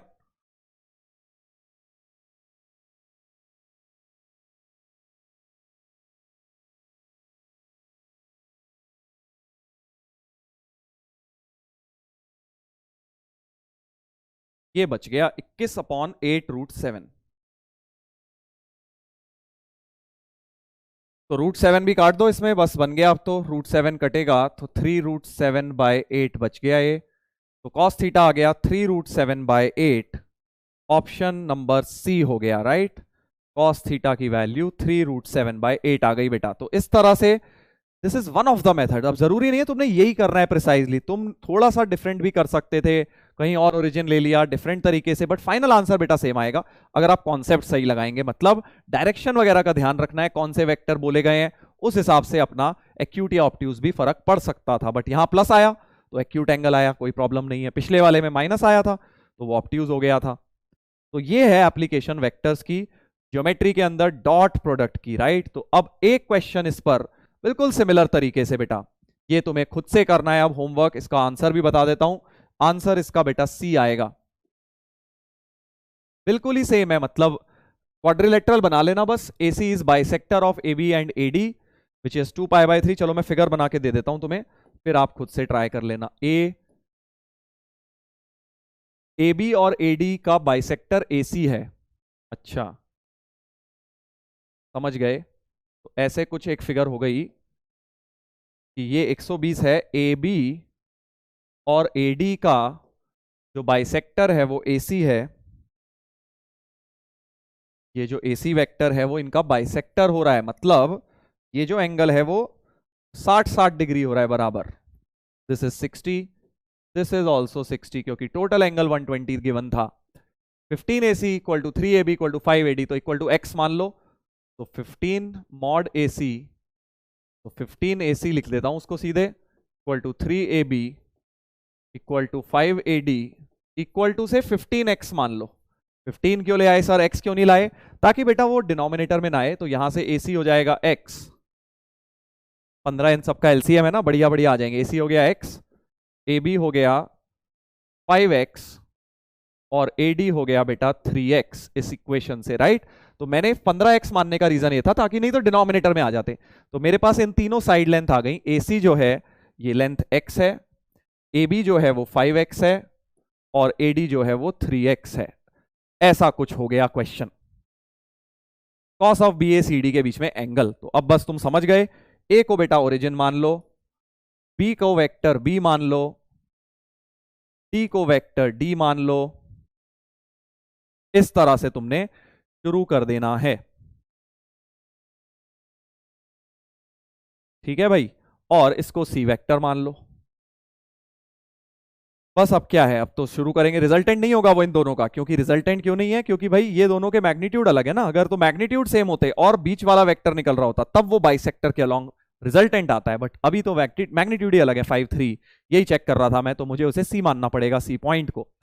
बस अब आपको इसको कंप्लीट करना है बेटा, वैसे ही बिल्कुल वेक्टर्स बना के। जो वेक्टर चाहिए बी ए चाहिए, तो बी ए उल्टा लिख लेना, बी ए मतलब माइनस बी वेक्टर हो जाएगा, और सी डी वेक्टर अभी कर लो, इनफैक्ट पॉज करके खत्म कर लो इसको। सी डी ये वाला टुवर्ड्स डी, तो डी माइनस सी हो जाएगा वो, राइट। अब इसको आपको कंप्लीट करना है, इनके बीच में डॉट प्रोडक्ट क्रिएट करेंगे, एंगल लाएंगे, आंसर सी आएगा। चलिए तो कर लेना इसको बेटा।